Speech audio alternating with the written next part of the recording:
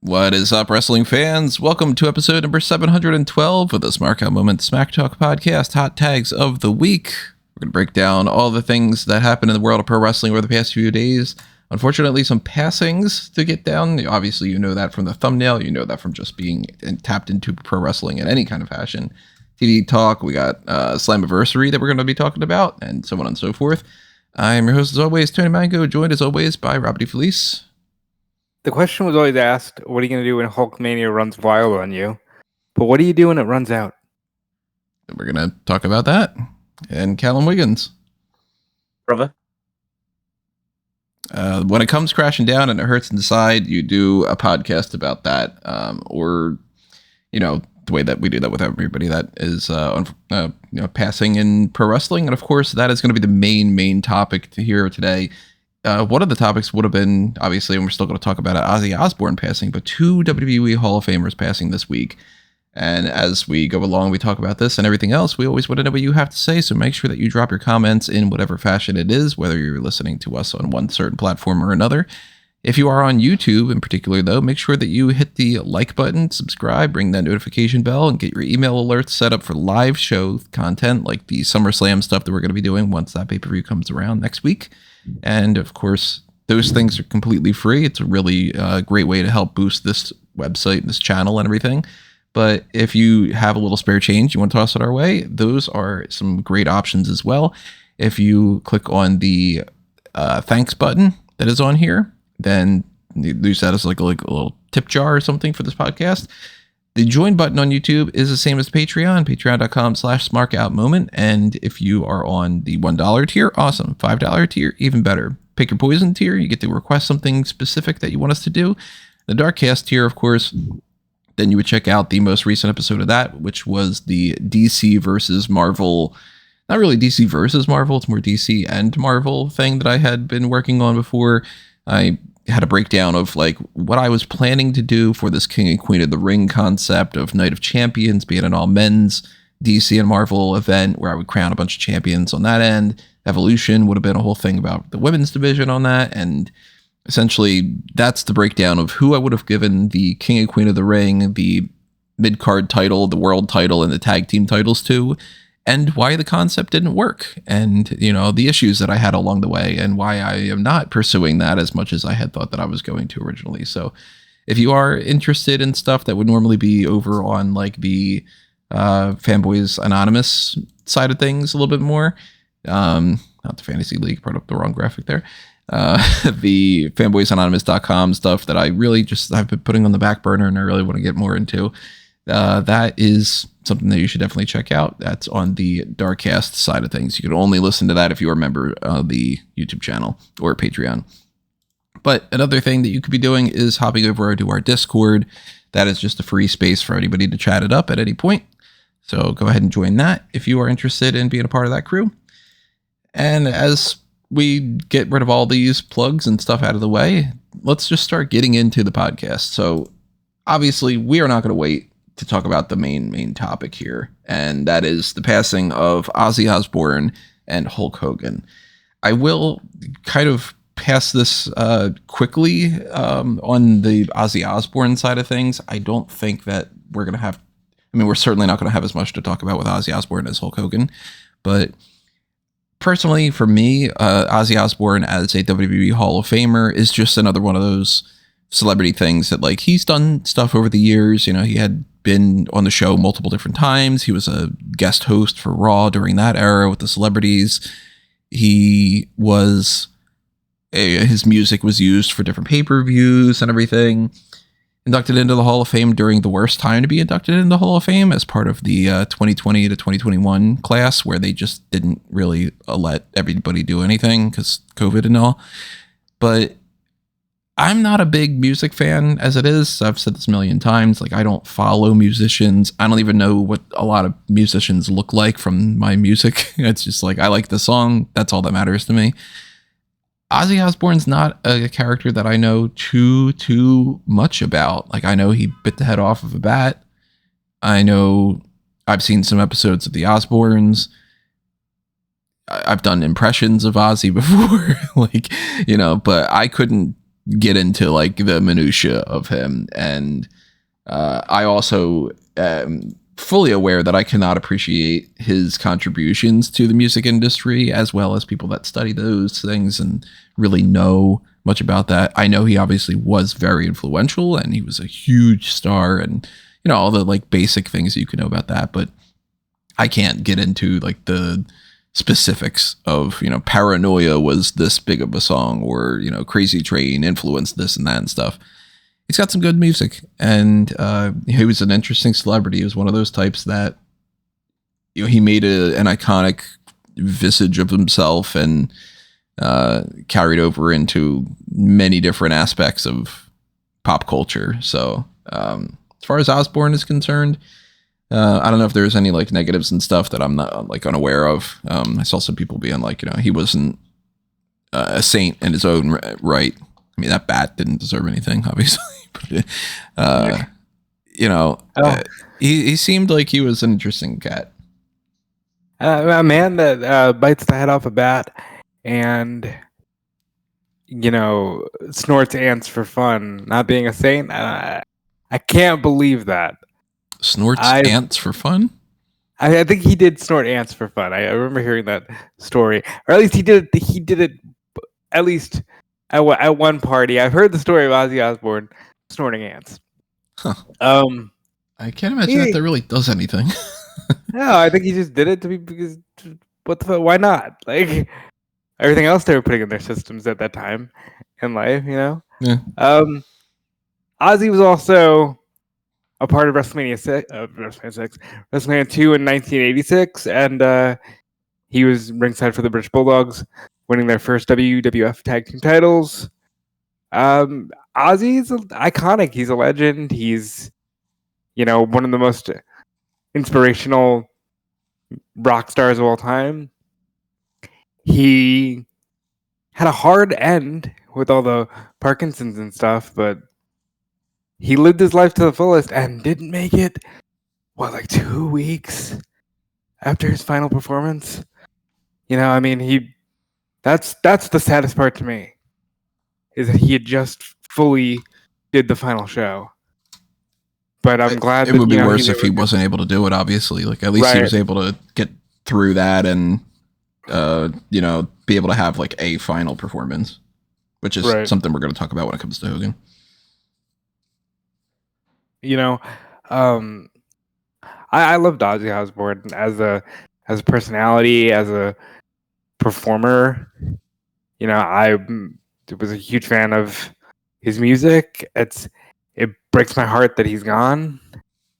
And, you know, I think something that I will talk about when we get to Hogan is I'm really mourning that era in time isn't just becoming a thing of the past. Like, we're getting to the point where a lot of pivotal players are passing away, you know, and it all sucks. Yeah, I mean, surprisingly, is the token Brit on this panel. I probably have the least to say about Ozzy Osbourne. I really didn't know too much about him. I know of him. I couldn't name a Black Sabbath song if you put a gun to my head. I named 2 earlier. Yeah, I still couldn't because I wasn't paying attention. So I'm probably actually more familiar with, like, Sharon is probably the one that, like, out of the family that I was most familiar with, because she was a judge on X Factor back in the day when I was forced to watch it because that's what my mum used to watch. So it's like, so yeah, that was kind of my own real familiarity was through his wife rather than anything that he did. But yeah, as I say, reading up on bits and pieces that he's done over the years, yeah, he clearly is a larger than life, somewhat insane character of a rock star. But you know, you kind of had to be in that kind of metal era back in the like 60s, 70s, 80s, that kind of era. You are going to be a bit have a few screws loose. Yeah, a few screws loose. That type of attitude. And yeah, I think the most that I recall from him is like that cameo that he did in Austin Powers where like I think it was Goldmember, wasn't it? The one where they basically during the ongoing sketch they would do at the start of those movies about the Johnson or the because pair of the satellite that looks like a pair of tits flying across the screen, and then he would just yell boobs at the screen, and like it was just the Osbournes watching it. So it was almost like this weird, like them reacting to the movie taking place. It was a funny scene. Like he seemed like he was a funny guy, but yeah, as I can't really say too much more beyond just I can understand people's sadness, obviously from the family's perspective, but just his having that big a fan base and being around for as long as he was, that it's going to leave a massive impact on people. It's crazy to go back to one of the things that Rob had said, like when you say about like the era changing and all. It's always humbling to see people that like were at the age that you are now when you were a kid, and that's where it like kind of sticks in your brain what they are, and then you see them age. Like something that we're gonna check out at some point, Happy Gilmore 2 is out, and I haven't seen it yet, but to me, if somebody says Adam Sandler, I picture Adam Sandler as like Billy Madison. Yep. I don't picture Adam Sandler as Uncut Gems. To me, that's like, what are you talking about? That's like, that's not Adam Sandler. That's like Adam Sandler's dad. And when you say something about Ozzy Osbourne, like I picture the Osbourne era of like the Osbournes and, that kind of era. But then even when I look back on older things like WrestleMania with him, I'm like, that's not Ozzy. That doesn't look anything like him. And that throws me off too. It's a weird perception of time of like not understanding how, I guess, just like in general time passes and stuff. And, the whole like end of an era concept of, I guess it's, it's more of a thing of like, those things don't register to me unless I know the person specifically or something. And it just sort of feels like, that's just going to be around all the time. And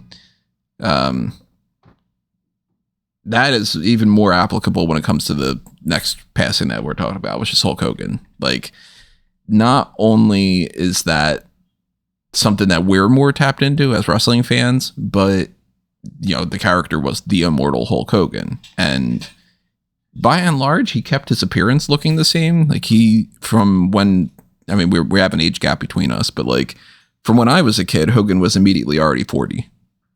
And like he already was bald. He already had the mustache and everything. And he just looked like that forever. So it was just like this very basic idea of like a standard kind of like,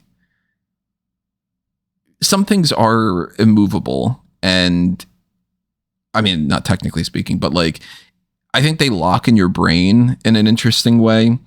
And Hogan is a great example of that for me. Like, he never changed his look up enough, and he never changed his gimmick up enough for me to be like, all right, this is this era of Hogan. This is this era. It's not like, say, even Shawn Michaels at this point, where, yeah, if I see Shawn Michaels on WWE LFG, I'm like, all right, that's old Shawn. You know what I mean? Like, there's Rockers Shawn, there's Heartbreak Kid Shawn, there's retiring Shawn, and then there's Old Man Shawn. Like, Old Man Shawn, who always wears the cowboy hat and is bald and, whatever.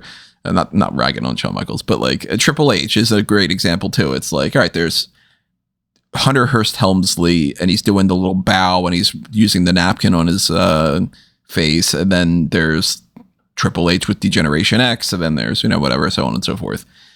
Hogan is hard to pin down for me like that because it's just Hulk Hogan. And it's one or the other. It's either Hulk Hogan or it's Hollywood Hogan. That's it. Right. And I think for most, Hogan has three eras. He's got the peak 80s, which actually lasts until like 96, because most people just go peak 80s, then black and white, then Old Man Hogan, that is like an amalgamation of the two. And in a lot of ways, look, let's get the elephant in the room out of the way. Sorry, Barry. There's a way that many people have had this conversation already. You've seen it up and down your timeline, where you just go, yeah, well, he was very much a racist person, and he was very MAGA at the end of his life, and there's a way you can have that conversation and just say, screw it, screw him, and we can move on and talk about the Slammiversary. But I think in order to really speak about what this is, you have to talk about the entire, not only legacy of Hogan, but just the way that that's changed over the years. I had just said before we got on the air that there was a time where this was one of the deaths that I thought everything would stop. And for a minute it was like, whoa, Hulk Hogan's gone. But it was very quickly anyway, moving on, because screw that guy. And I think, God, we do have to address this, and we will we're going to bounce around, I'm sure. I want to put it out there for anybody that's curious and they want this to be one way or another type of a podcast. My intention for this podcast, I'll just be completely transparent here. I cannot and will not and refuse to support anything that Hogan has done that is terrible. Fuck that guy on that front. The racist stuff, I am not going to apologize for it. There was a great phrasing that I can't remember who it was that had said it, but I like this phrasing. I am not going to mourn the passing of a piece of shit. However, I do agree that there is a certain level of distancing yourself when talking about certain topics. And there is more to Hulk Hogan's passing than just, if you knew nothing about the character, if you knew nothing about the performer, if you you didn't know him personally, which of course I didn't know him personally. I never met him in person, or at least I don't remember if I did. I don't think that I did. I can't speak to the person beyond what I can witness as a fan. And you are not going to hear any part of me that goes, yeah, well, you know what? I think that you should just let it be, and you can't speak ill of the dead. I never adopted that philosophy for anybody. And I would go so far as to say that applies to everybody. That applies to literal family members of mine, where I found out stuff about them after they had passed, and I'm like, wow, what a fucking asshole. You're not off the hook. Especially when you go through life doing a lot of the things that Hogan had done for as long as he had done, and then you don't repent for it, and you don't move on, you don't grow, you don't actually apologize, because it's not an apology when you say don't get caught doing bad things. That's not an apology. And Hogan has a lot that we can make memes about, and we can joke about, and we can say, fuck that guy for. There's obviously the racist stuff, which, yeah, if your only reaction to this is good riddance, and I can totally understand why that's the case. And then there's the politicking, and maybe you're somebody who you got personally affected by him fucking you over, like a Jesse Ventura or something, and maybe you're like, oh, well, I never fucking liked that guy. And we do our superstar scores and we rank people on those things. It's like, yeah, Hogan would get a bad score when it comes to that stuff. That's what happens. You make mistakes. Sure, everybody makes mistakes, but you have to learn from your mistakes, and you have to own them, and you have to acknowledge that, yes, there is a certain level of forgiveness that needs to happen when it comes to people can make mistakes and people can move on and they can grow as people, but you have to actually do that. You can't just make a mistake and go, everybody needs to move on. You do not get the right to tell other people to forgive you. You have to work for people to forgive you. You have to earn that forgiveness. And as far as I'm aware, Hogan didn't do that. So for anybody that's like, this guy is, you should just be crapping on him on this podcast, I totally understand that. And we are going to be, we're going to be honest. So my thing is, and the TLDR for me is, I am mourning the pop culture icon and the era that he is from really fading into the past. However, and I mean this wholeheartedly, I am very glad that Terry Bollea is no longer around to keep doing heinous things that will continue to crap on the legacy that he had spent 40, 50 years building just because he wants to suddenly be, MAGA mania running wild. Right. The MAGA stuff is another thing. And some people get really upset that we talk about this stuff on the podcast, but it's like, we have a right to talk about this because it's life and the podcast is us. And it's also, we have a responsibility to point out anybody that, again, maybe you're like, whatever, shut up. If you were alive during World War II, you have every right to speak out about the stuff that goes on. And I do not want to be one of those people that it's like, you had a platform, no matter who is listening and no matter how few people are listening or whatever. If I have a platform, I'm going to speak out against atrocities. I'm going to speak out against those things because at least I can rest easy with my soul that I didn't just turn a blind eye. And the MAGA shit, they're disgusting. They're terrible. I fucking hate them. And I am not at all, and I'm going to say this in the future too, I am not going to go, well, when the president goes, the so-called president, whatever, well, he was still your president and you should be mourning, whatever. Fuck that. Absolutely not. And when another MAGA person goes, like the Hulk Hogan side of things, to me, that's a win on the side of we have one less negative influencing the world. I would not have hurt the guy myself, but that's not a loss for me in that same way. And I am not mourning the passing of that person. But the phrasing that I had said to my wife yesterday was, I hate that he fucked up his legacy so much and was that bad of a person that I cannot properly mourn the character and the entertainer that I loved as a kid. Right.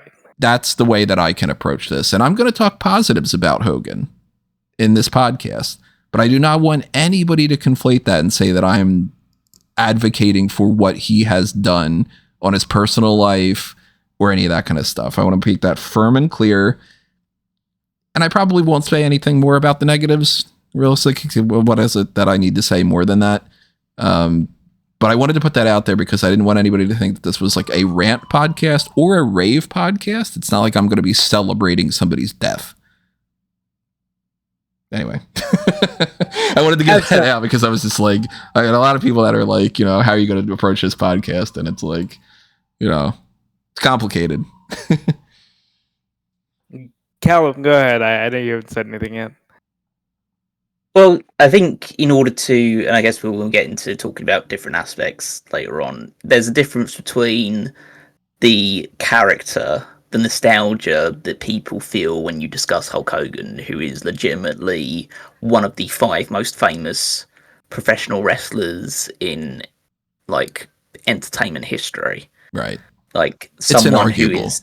Yeah, inarguable. It's like, there's him, there's Cena, there's Rock, there's potentially Austin, but, like, you could make the argument that, like, Hogan trumps all of them. Trump is obviously very appropriate phrase as well for this. Yeah, I hate that phrase got ruined too.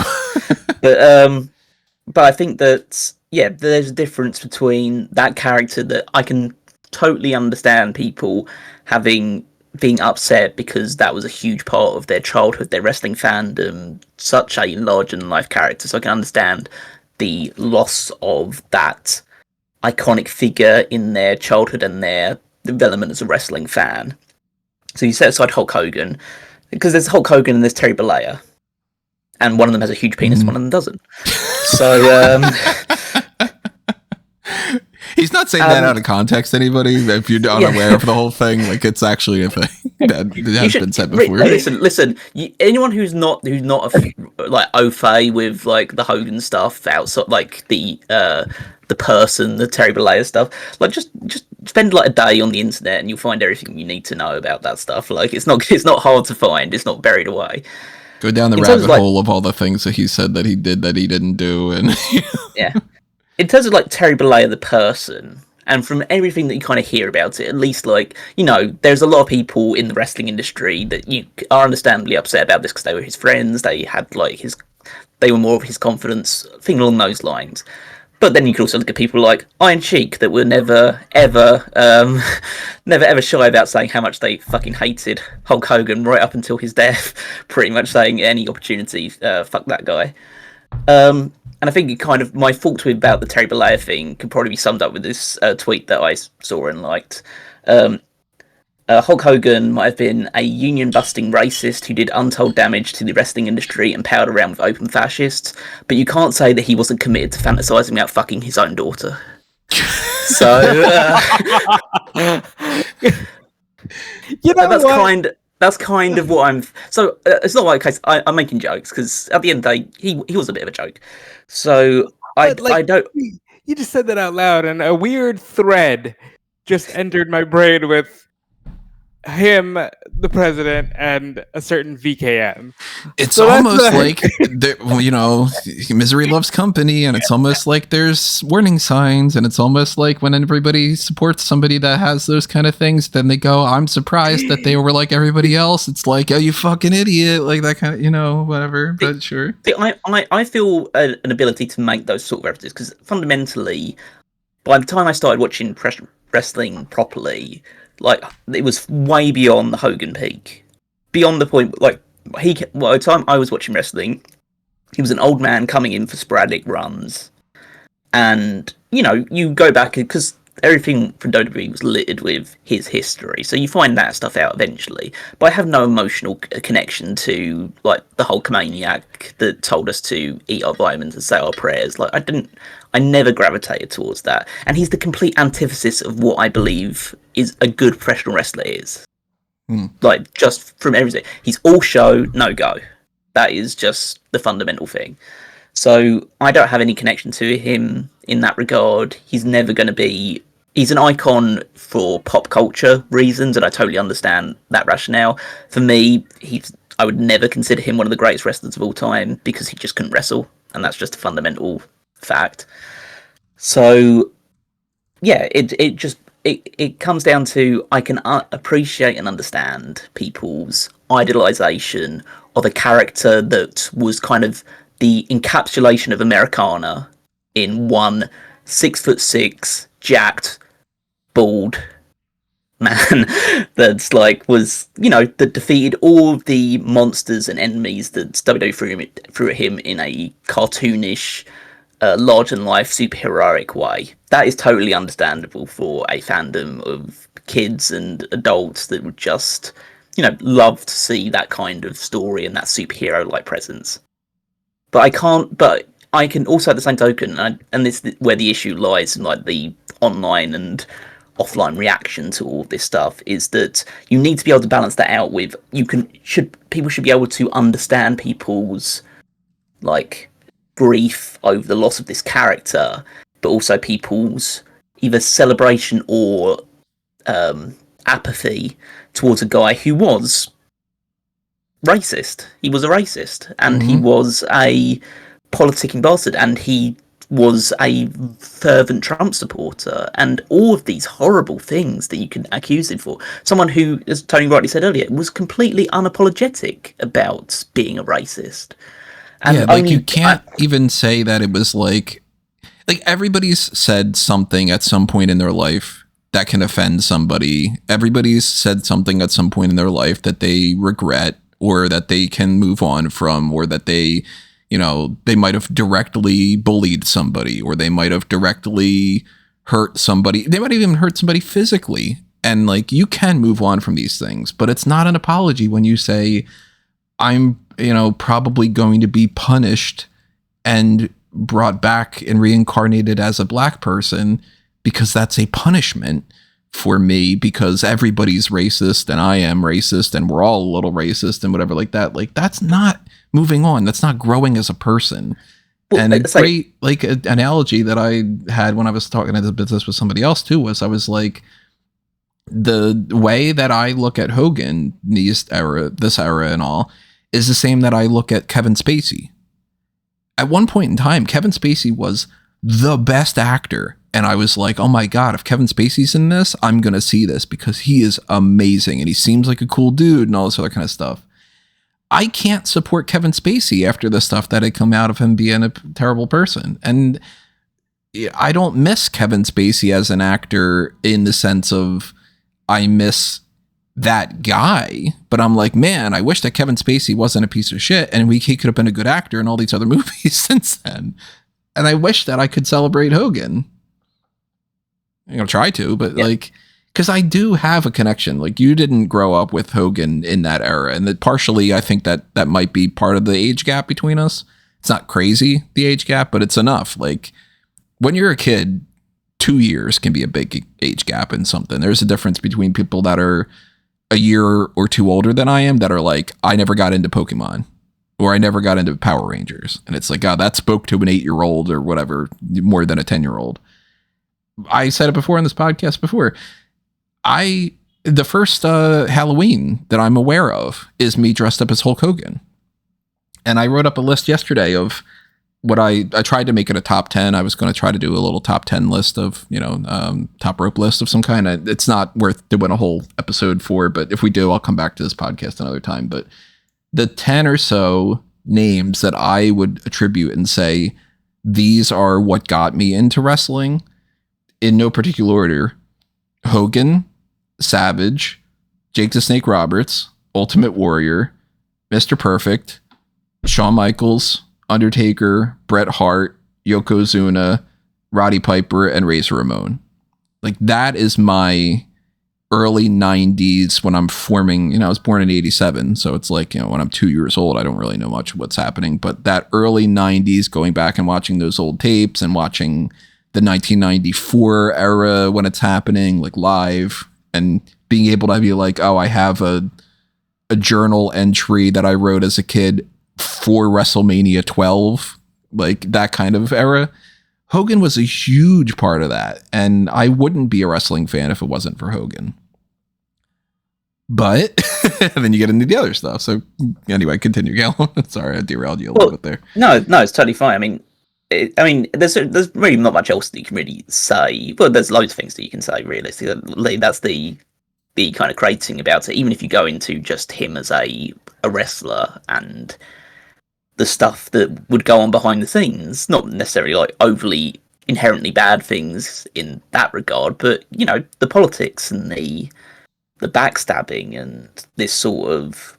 But union then you stuff. Just look at union stuff, and then the steroid scandals and all that stuff as well, the testifying against McMahon. And then, the break in that, going to WCW, that fucking contract, that crazy contract that gave him so much power, that fundamentally, he's not the reason WCW died, but he's a contributing factor to why WCW died. And I think that, and he's also a contributing factor to why TNA went into the tailspin that they were before. Obviously, they recognised and commemorated his passing and stuff like that because they're in bed with WWE, and they probably in a way they see it as like, oh my god, Hulk Hogan graced us with his presence all those years ago, because that's how big of a star he was, and he came to TNA and just like us. Even though, if you just look back on it, that's a real turning point for TNA in a negative sense in terms of their popularity and actual ability to be considered in any way a competitor to WWE at that time. So there's so much from, and maybe it's better in the sense of the discussion to kind of focus more on the character, because fundamentally none of us are mourning him for the person that he was, or at least the person that we are publicly aware of who he was. Obviously none of us know the guy. He would have had flaws, he would have had positive points as well. No person is perfect in any way, shape or form, and it's just that his stuff, the stuff that we would associate most negatively with him, is so open to the air and has so much oxygen breathed into it that it's impossible to ignore.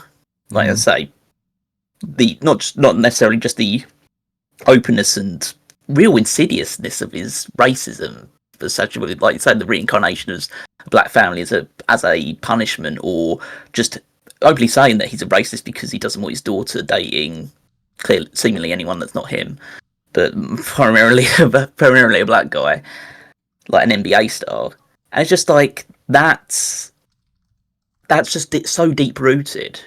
And I know people would come out and say, "Oh, he was never bad to me per se," but yes, like that stuff can be hidden, but it's just like, as I no need to go too far into it beyond the point of like not even just being racist, but then just saying to a bunch of people, "Don't get caught with cameras. Be very careful about if people are recording you or anything like that," rather than saying, "Oh yeah, I was 100% wrong. This was an awful thing for me to say. I need to learn and grow. I need to improve myself and move on because this shouldn't be my mindset." Just like, nah, actually, if you just make sure that there aren't any cameras around, you can say whatever the fuck you want, and eventually you get brought back anyway. He was fired in 2015. He was back by WrestleMania 30.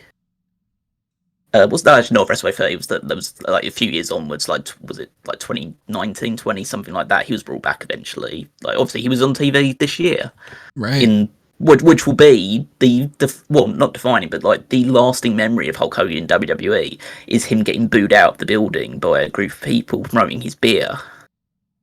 And that is, yeah, that's kind of the encapsulation of the final 10, 15 years of Hogan's legacy. Is so much that eventually it just came to a point that even the fan base that is most universally forgiving and willing to turn a blind eye to certain things, considering especially the sort of things that WWE still is under lawsuits against, like even that fan base said, "No, fuck this guy." And yeah, that's just the dichotomy of being at one point the savior, the greatest star in this company's history, to being persona non grata by the end of it. That's just the way it goes. So, but yeah, let's say, in order to, I guess in some way commemorate, or not so much celebrate, but like to give some sort of positive spin, if we absolutely need to, you kind of have to just restrict yourself to the character we saw on screen, as opposed to anything that went on behind the scenes or his actual personality, because in a way that seems like there seems to be more negative attached to that than positive. Well, again, I kind of want to like echo some of what you just said again too, because I do think that this is worth a discussion to have for the future. Again, you put it in a great way about the whole, like, you know, if somebody doesn't do anything to you personally, it's hard for you to exactly have that like ingestion. And I think that it's almost in the opposite in a lot of ways too, for some people, that like people celebrity worship and hero worship in a crazy level. I've always thought that it's insane. And I've always been like, even as a kid, like I never wanted to like, I never felt the need to like meet celebrities, and I never worshipped anybody and thought like they're somehow above me. Not that that's like an ego thing for me, but like they're people, and people are flawed. People make mistakes. Hulk Hogan as a character is not the same as Terry Bollea. And as much as pro wrestling blurs that line in a weird way, more than anything else that's out there, more than musicians, more than actors that are, you know, traditional, even though a lot of actors do that too. Like, I'm sure behind closed doors, Tom Cruise is not the same Tom Cruise as he is, because he's Thomas Mapother, not Tom Cruise. You know what I mean? Michael Keaton's not Michael Keaton. He's Michael Douglas. That's his name. He couldn't be Michael Douglas because there's already a Michael Douglas in the SAG. So it's, you know, whatever. And Samuel L. Jackson, by all accounts, seems like a fucking great dude. He might not say motherfucker as much as he does because he knows that's his gimmick and all. But pro wrestling has a weird relationship with this, especially when it comes to this parasocial thing that happens in social media nowadays. It's even more where it is hard to separate that. And it's hard for the people themselves to separate from their characters. Ric Flair is Ric Flair. He's Richard Flair, but he became Ric Flair over time, and Hulk Hogan became Hulk Hogan over time and all. And when it comes to Vince McMahon eventually too, and what the people have been saying about Vince McMahon, people like John Cena go, he was great to me and whatever, so it's hard for me to talk bad about him. And I understand that it's hard for you to do that in some ways, the same exact way. And we're getting into deep psychology here, but like, if you have abusive parents or you have an abusive significant other, it is hard psychologically, just as a human being, for you to separate the bad version of those people and the good version of those people. And you may not be able to reconcile between those two and be able to say things like, I believe Randy Orton had said something along these lines of like, Vince was great to me and I'll always love that part of him. But at the same time, what he's done was heinous. And if any of this thing is true, then I can't condone that at all. Like, that's the mature, emotionally resonant way of dealing with those kind of things. And that's why a podcast like this about Hogan needs to talk about both sides of the spectrum, because it doesn't do justice to the people that have been harmed either directly or indirectly for what somebody like a Hulk Hogan does if we ignore this and sweep it under the rug just because he's passed. Death does not absolve you of your sins, in the sense of Hogan promoted this MAGA movement. He is pro, or was pro, atrocities that have been happening. Just because he passes does not mean that that did not happen. And that if he were not still alive today, like he was 4 days ago, that it wouldn't be, yo, you need to undo that damage, and you can never undo some of that damage. And yeah, there's a great quote from The Dark Knight that everybody can use now over like the past 15 years or so. You either die a hero or you live long enough to see yourself become the villain. If Hogan had passed in some unfortunate situation decades ago, before a lot of these things had come out, this wouldn't be a discussion where we have to have this other side of the flip side of this. And it would have just been, oh my God, the passing of the icon and, the face of professional wrestling. It's fitting that his last appearance was being booed because he never did anything to undo that. And it's a shame that he never did anything to undo that for his own personal sake, just to move on. Because, I mean, I don't want to get into like religion and stuff, but I personally believe that you have to be a good person legitimately, that you can't just go, I'm a born again, or I confessed my sins and now everything's cool. I just said sorry. And I know I don't actually mean it. Like, to me, that doesn't mean anything. Maybe you disagree, whatever like that. I'm not going to tell you that your religions are wrong or whatever. That's up to you. But like, to me, I don't forgive somebody if they give me a half-assed apology. And I wouldn't forgive him if he was somebody that hurt me directly either. But I mean, Hulk Hogan is unarguably the professional wrestler. He's not the in-ring guy. We would never do a Mount Rushmore of in-ring professional wrestlers and say that Hogan is in the discussion. No. On the mic, I think it's an absolute guarantee that Hogan would be in the discussion for a Mount Rushmore of just character work. Absolutely, he would be in the discussion of character work.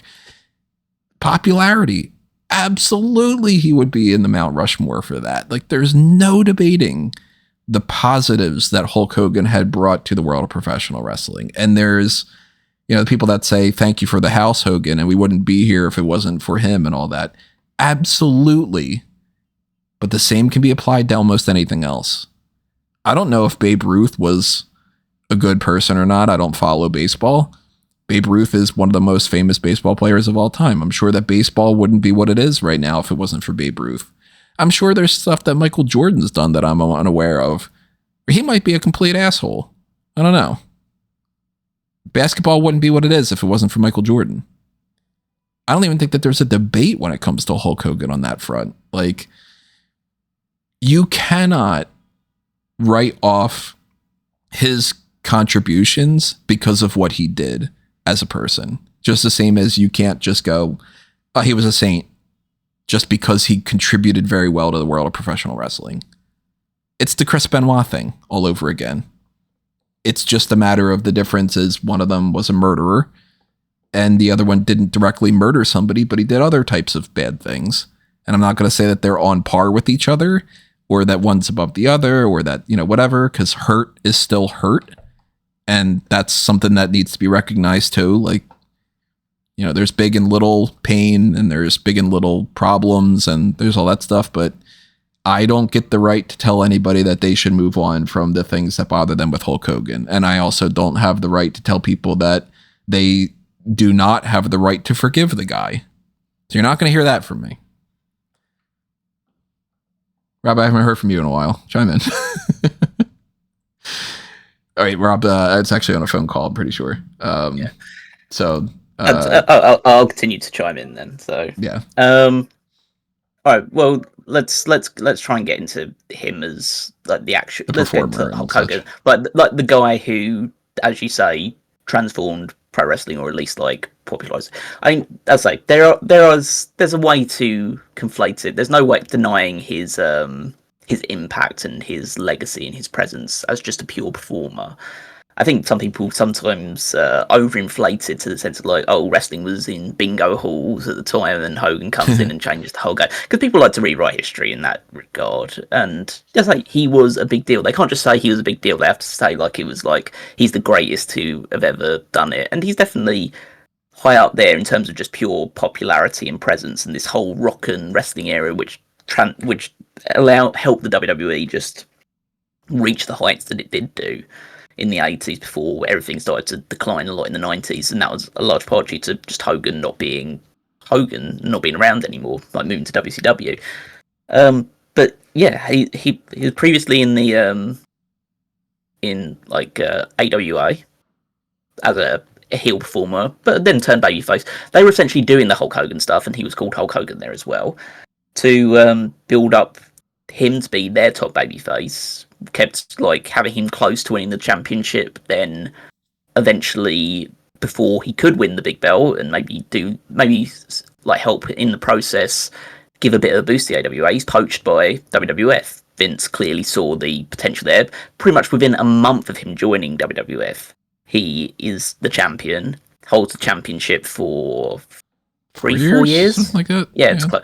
It was from 83 to 87 when he loses it to Andre, and that whole kerfuffle, like the whole who paid for the plastic surgery, brother, all that stuff.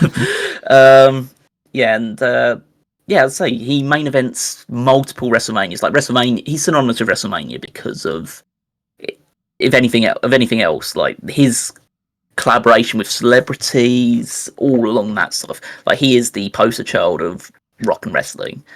And that was the launching pad for the powerhouse that WWF would eventually become. Obviously supported by Vince and his machinations, his like willingness to take risks, knowing that he had a guy like Hulk Hogan to be at the forefront of that.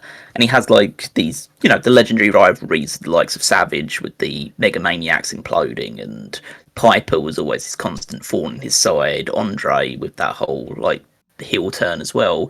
Bobby Heenan and Jesse Ventura being not so much wrestlers, but like people that would like build factions to take on Hogan, or would sit at the commentary desk and talk about how terrible he is. And then it loses its luster, as it would inevitably do in the early 90s, both for the fact that like he couldn't take steroids as much anymore because of the whole scandals surrounding that. Him just like, not being as popular anymore because fans at that point wanted something different, which you can understand after like 6-7 years at the top. Eventually things have to change. So then he goes to WCW and he basically tries to do the same act all over again, because WCW at that point just became a old person's club for former WWE guys that just, when WWE's going in this new generation era, which takes a little while to actually get going, it's WCW becomes the home of you remember this guy? This guy was great. All that from back in the 80s, and like let's bring Hogan and Piper and Savage. Let's get the band back together and just try and do the classics. And it's only when Hogan turns heel is when WCW gains all its momentum. The NWO.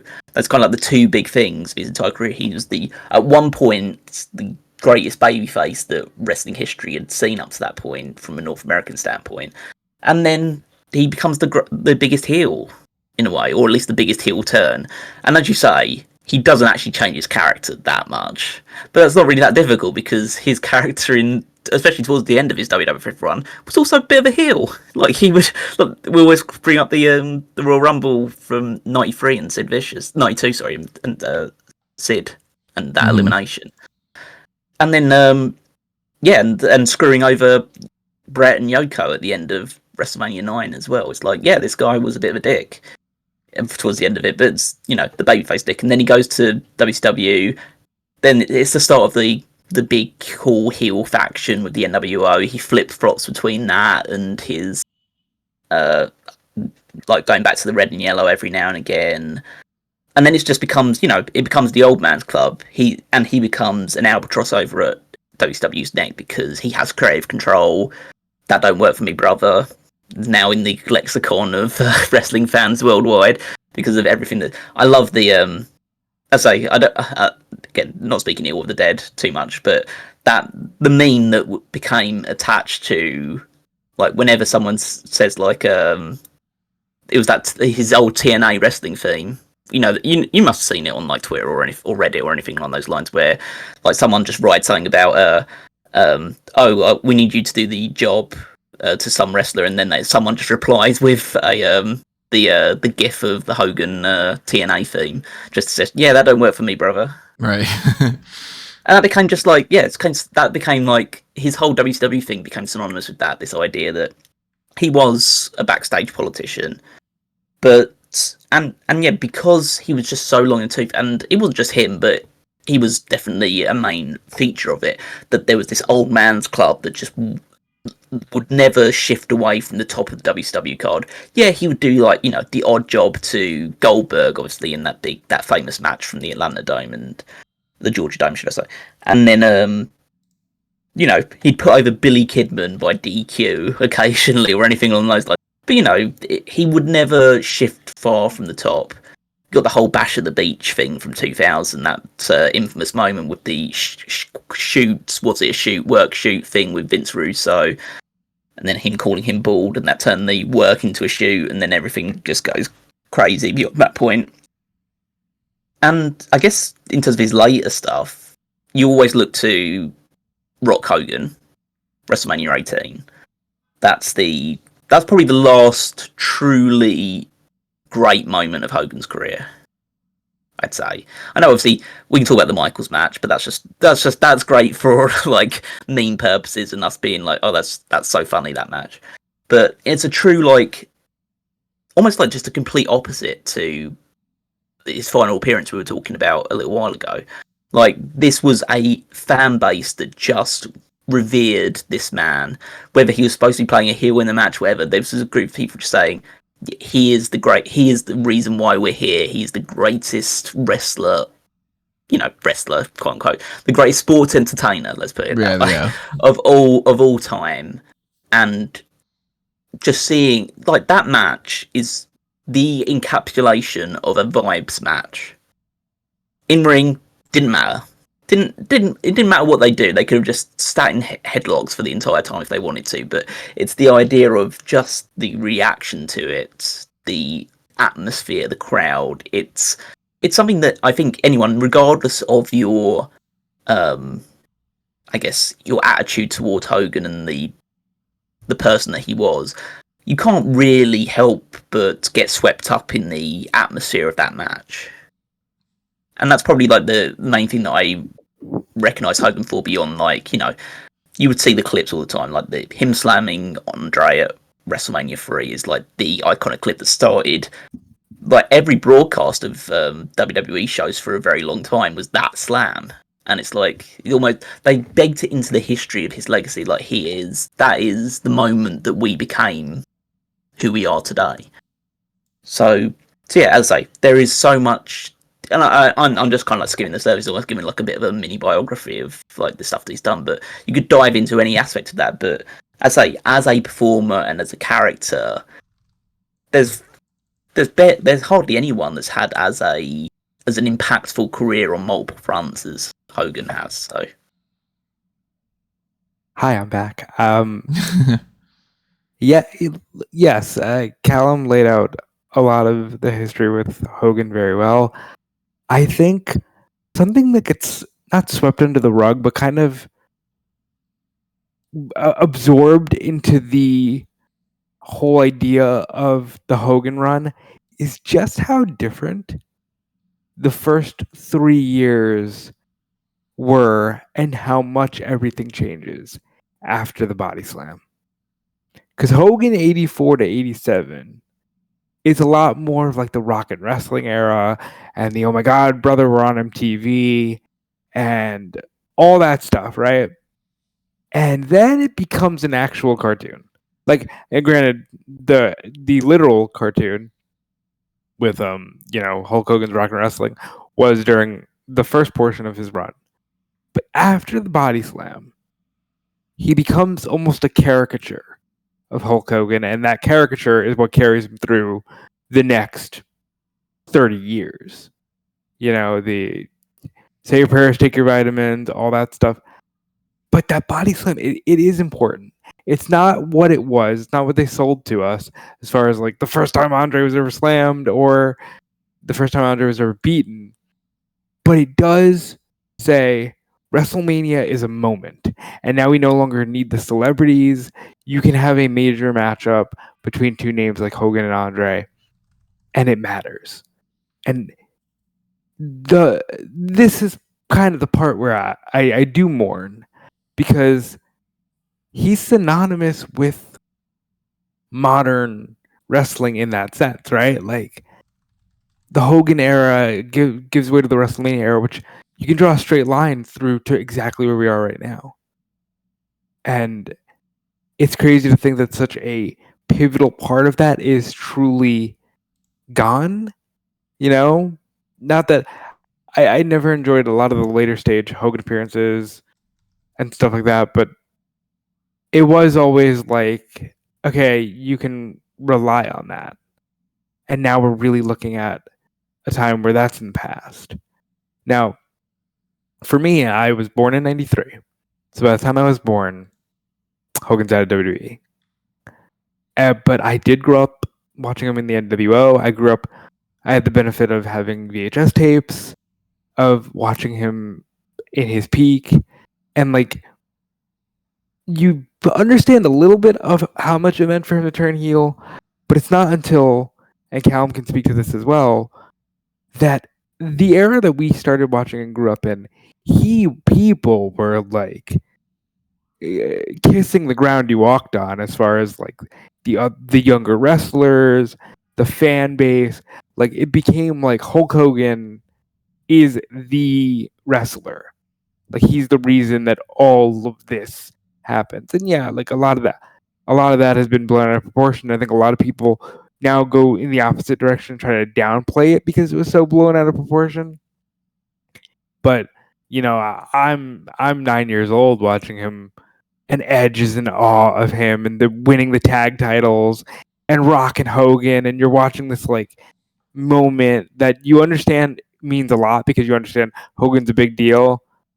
But as you become more of a fan and see more, you understand why this was, such a crazy electric crowd and such a huge moment.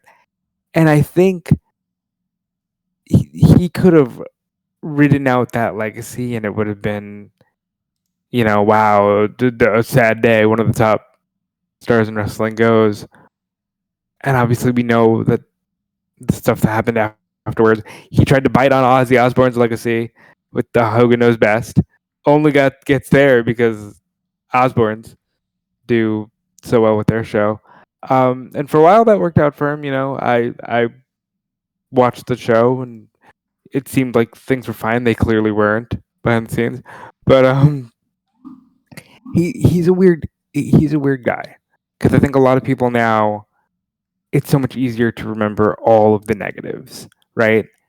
And I look at it almost as my generation with Michael Jackson. Kind of like Tony said with Benoit, different level, different gravity of accusations, but there's a clear divide in the way certain generations think of and remember Michael Jackson. So again, born in 93, by the time I'm born, he's under fire for all the things he's done, and I can't think or see or hear Michael for a good portion of my life without thinking the things he was accused of. Once I became a person who enjoys learning about the history of things, you start to understand how massive of a star Michael Jackson was, and like what that meant to that generation. And I think for me, it's the same thing with Hogan. Like, you can't, like Tony said, you can't tell people how to feel. If people will never forgive him, they don't need to. If people want to forgive him, fine. But you do need to understand the magnitude of who Hulk Hogan was and why for a long time in pro wrestling, if you were a pro wrestling fan, you always got the, oh, what do you think, you're Hulk Hogan there? It's like, that's just sort of the thing that you got. And it's weird. I'm sad by the fact that like Terry Bollea ruined so much of the legacy of Hulk Hogan. I'm glad he's gone so he cannot continue to do further damage to that legacy. I believe Callum said this earlier. He's not my cup of tea in terms of the wrestling that I enjoy. So I'm not like gonna say, oh man, you need to watch this Hulk Hogan match. But I will say there's a weird comfort food feeling for me in the era in which he dominates. Mm-hmm. I enjoy that cartoonish, over the top stuff, and a lot of that does center around Hogan. And while he wasn't having the best match on the show, it's fun for me to look back on and be like, wow, the kids really thought that was a superhero come to life, and in a lot of ways, that's why the shit that he did sucks so bad, right? Because he was a superhero come to life. And not only that, but I mean, the Hulk Hogan, the character, befriended quite a few black people. Like, let's just call this what it is. I mean, whether it was, in the early days, whether it was JYD and Mr. T, or in the NWO, where who'd they link him up with? Rodman. Like, here's a guy who, that was like such a huge part of it. It's like, yeah, he's this chill guy, and he's hanging out with Dennis Rodman, and he's, he seems like a cool person, and then you hear the heinous stuff that he says, and it shatters an illusion, right? And I think that's never going to be fully erased, but I also think that only time will tell what the world at large chooses to remember him for the most. And I know that I'm always going to be like in the fuck that guy club, but I do wonder what ultimately the history books will say. I know I rambled. I hope that was... Yeah. No, I mean, we all I'd say as it will be for when eventually we lose Flair and when we lose Vince, it's going to be very ambiguous, because there's a difference between the character and legacy and stuff they did that's kind of like undeniable, that you can't like just turn against it, but then you look at them as just actual people and what they did beyond the character itself. Like, you kind of, it's separate the art and the artist type thing, and people do that very regularly with certain people that you mentioned before, like we've mentioned like Ozzy Osbourne and stuff like that. He had his controversies. You mentioned people like Michael Jackson and people of that ilk. Like, people can do that. I'd say I can separate the art from the artist when I watch Chris Benoit and stuff along those lines. It is possible to do it, and it depends on who you're willing to do that for. It just depends on your certain taste and your certain recollections of it. Like I say, I don't begrudge anybody if they want to go back and watch a load of Hulk Hogan stuff, despite everything that he said and did beyond that point. At the end of the day, that's your choice to do whatever. If you say completely warred against it, that's totally your choice to do that as well. I think, I say, we shouldn't necessarily bemoan people for having like a a severe like love for that era and that character because that was their childhood or that was what they grew up with. And it's hard to disconnect someone with that. Like for some people, what he said may have broken that forever. Some people are willing to look past that, and at the end of the day, that's always a personal choice. So, Yeah. You know, and I think like even for me, because I think a lot of people, what people don't remember is when those words came out 10 years to the day of before the day of his passing away. That's wild. You know, It was actually like almost 9 years to the day of those words actually being uttered. You know, like he had gone through his life, and the thing that pisses me off about Terry Bollea is he had the easiest scumbag layup of all time. Hey, I'm so sorry. I was in the doldrums of my lowest point in life. I was contemplating unaliving. I don't know if YouTube will cancel if I say the word. I was blaming everybody else for a lot of things. Right. I said some really heinous stuff that just doesn't represent who I am as a person or any of the good work that I've done in the world over the last 25 years. My problem with him is he fucking triples down and becomes like super heinous about it. And like, hey, hey, brothers, thanks for letting me back in WWE. Don't get caught. And then he goes and he's like, I want to be the Maha powers with or the MAGA powers with RFK. And Donald Trump's like, and get these immigrants out of here. What are you again, a layup. That's the problem that I have with this. You have an easy chance to restore your legacy, to show that like, you're not a piece of shit. And in his old age, and listen, that also happens too. We don't know the man in real life. Some people just get old and bitter and become horrible people that they weren't the 30 years prior. That also happens. But the fact of the matter is, he got to a point in his life where he became okay with being a bad person. And that, to me, shits on the legacy of the virtuous character he portrayed that a lot of people genuinely looked up to. Again, it's a little out of my age range, but that like the inspiration of Hulk Hogan is a thing. And to me, I just wish he would have been a better person at the end. And the inspiration thing is something that like, that's another thing that makes it hard for people to separate things. Like there are people, and again, I mentioned it already. I mentioned it before about the whole, like, I never had this type of connection with anybody, but I would say I'm an oddball when it comes to that. I know fully well that I'm the weird one out here, but a lot of people, like, they look up to a celebrity or they look up to an athlete or they look up to, I don't know, maybe it's just even like a local role model or, a family member or something, and they idolize them. And that's what prevents them from becoming a bad person. And there are people that grew up in that era that were like, say your prayers, eat your vitamins, do all that. So, wait, did I just say it the opposite way? No. Okay. I didn't say your vitamins and eat your prayers. I thought I did. Where they could have become a worse person, but they looked up to this character of Hulk Hogan, and that informed them as a kid, maybe even as an adult, to be like, I'm going to live myself to the ideals of this character.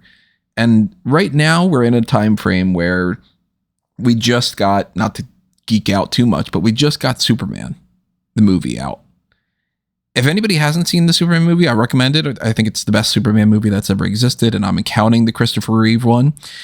I think that it is a great exhibition of the character. I think it proves exactly what the character is supposed to be. And some people find that boring with Superman because they want people to fight differently and all that.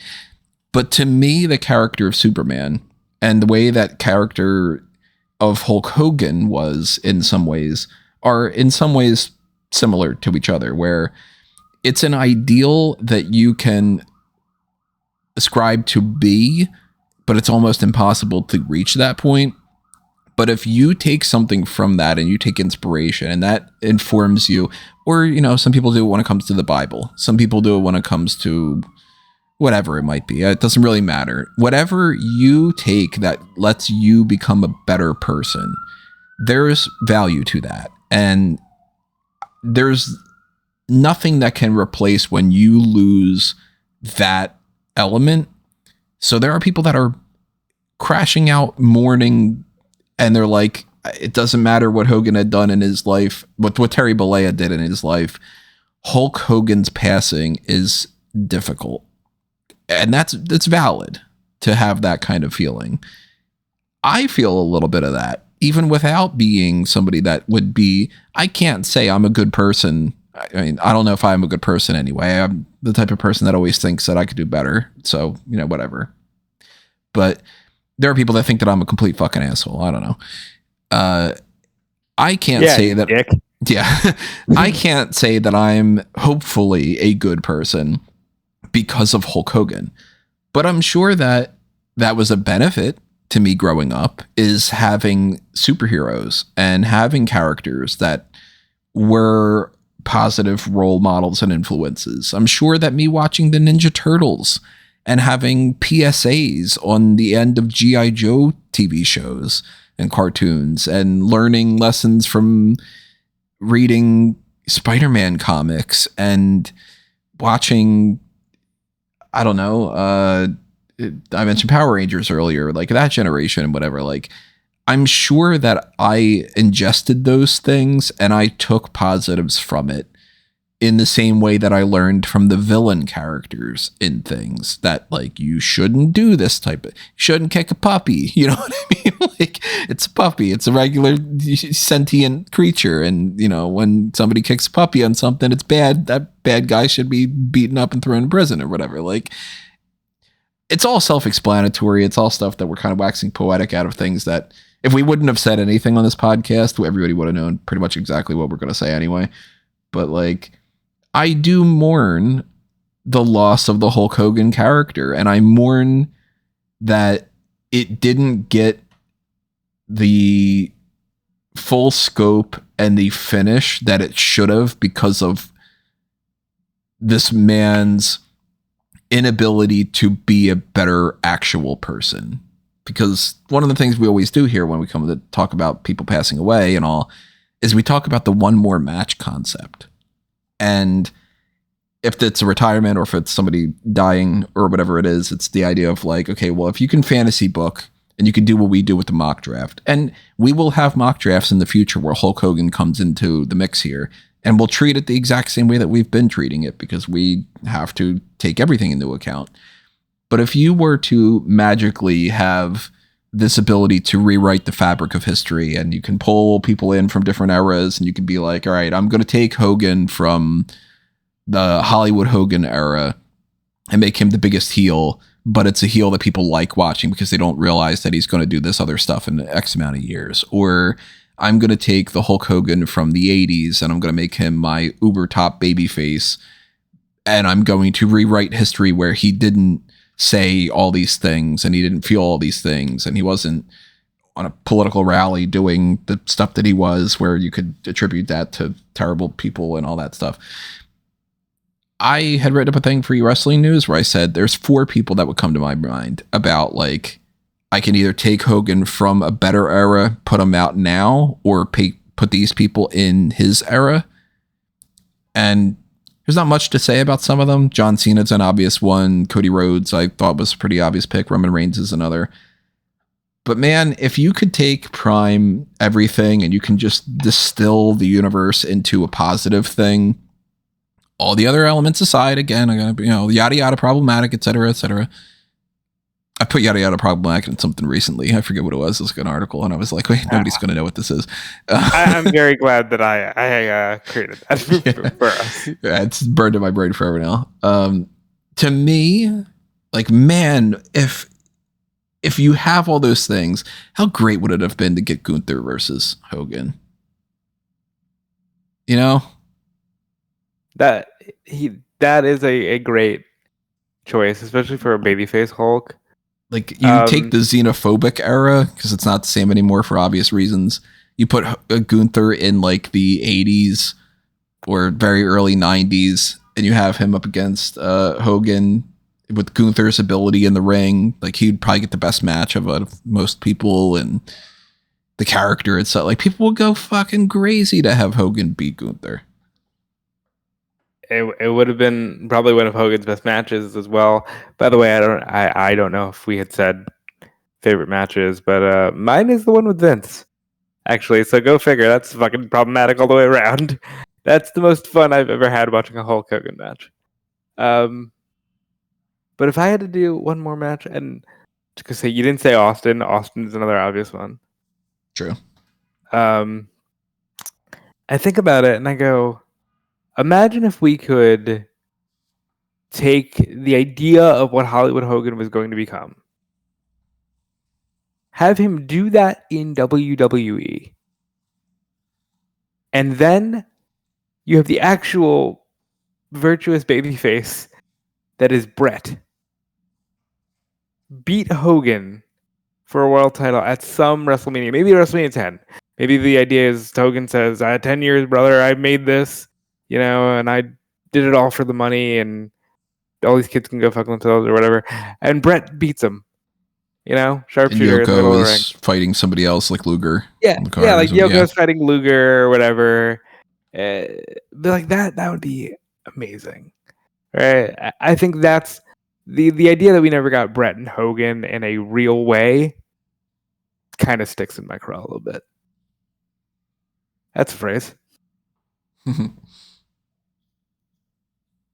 think considering the one last match, but there is a very genuine, the trollish part of me that thinks it should be against someone like Big E.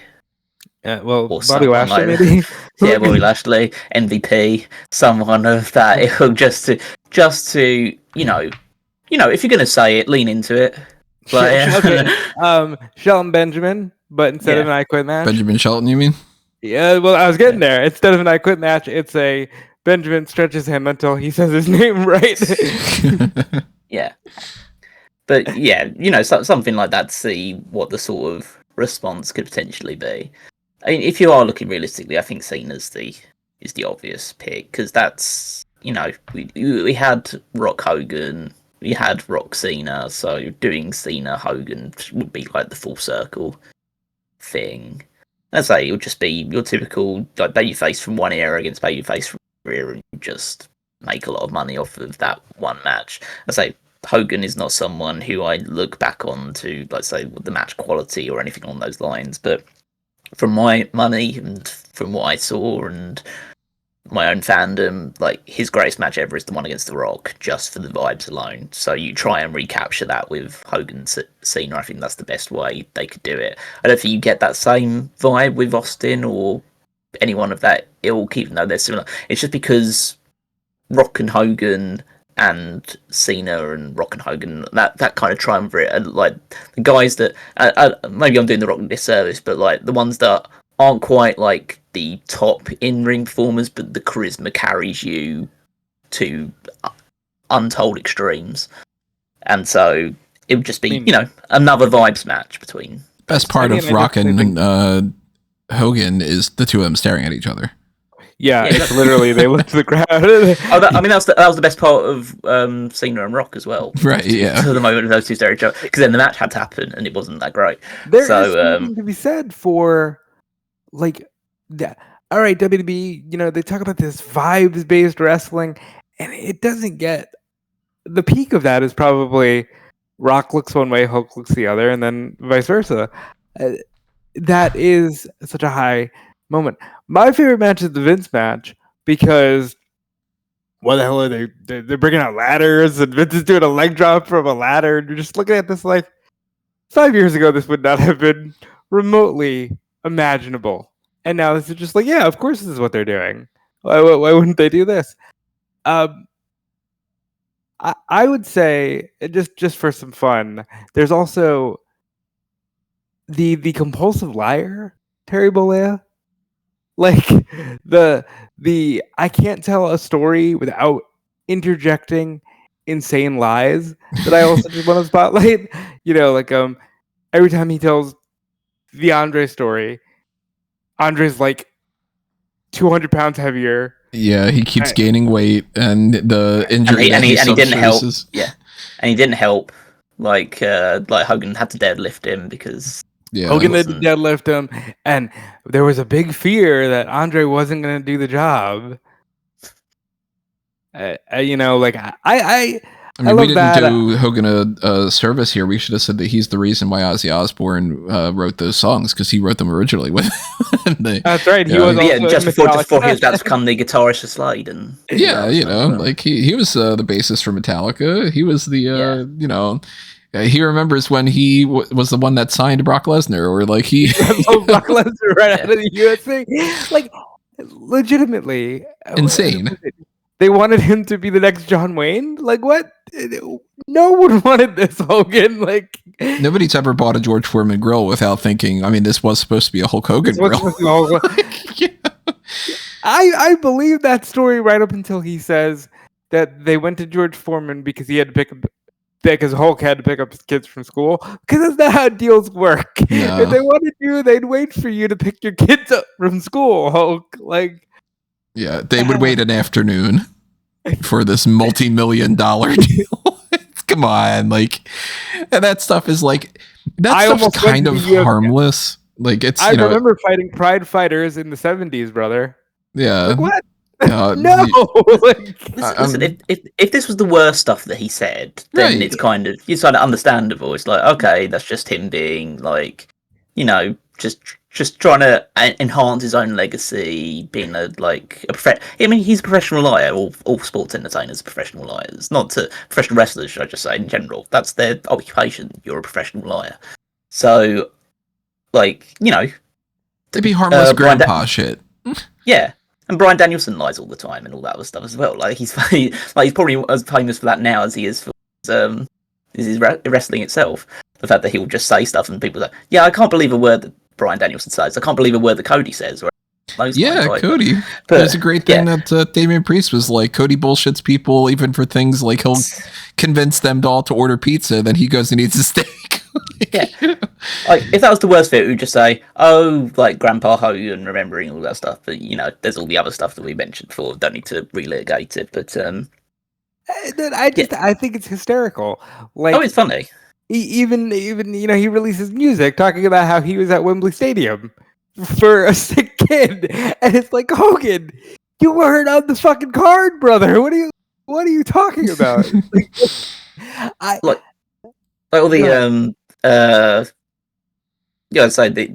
These crazy stories, like the stuff that we can just laugh at beyond just like the truly somewhat insidious stuff about like Pastamania. All of that stuff, those commercials that he used to do, like those Japanese commercials and all these other crazy stuff. Like, I'd say there's a lot of stuff you can just like look back on and just like genuinely laugh about. Oh, this is just funny. It's like, but yeah, that's like, I was interested in visiting this $7 million bar that would have been across the street from Madison Square Garden and all. I'm assuming that the deal might be over. I don't know, but let's talk about this now that we're getting towards the end of it, because like I say, we've covered a lot of ground already, but. Like this Real American Wrestling. Yep, that's where I'm going. Yeah, so obviously their show is about to debut on the August 30th. That was going to be their first show, and now obviously one of the big names that was backing it and like the spokesperson for it is gone. So wonder how it's going to impact that as well. I assume Bischoff is going to continue to be at the front of it for as long as it's around. I imagine this means that it almost certainly won't last a year. Well, they can do something. They have Kurt Angle already. Right. Do you just make do you do the first show in tribute to Hulk? I don't know why you would do a fucking amateur wrestling show in tribute to Hulk Hogan, but be that as it may, let's leave that there. Do you do that and then pivot to Kurt Angle as the mascot figurehead guy? You kind of have to, because it's right there. if you want it to, I think. First of all, I think this thing's supposed to be on Fox Nation, so I don't know how much views it's going to get as it is. But I think that's the best pivot, and I think it's actually a better representation of what it's going to be than anything related to Hulk Hogan.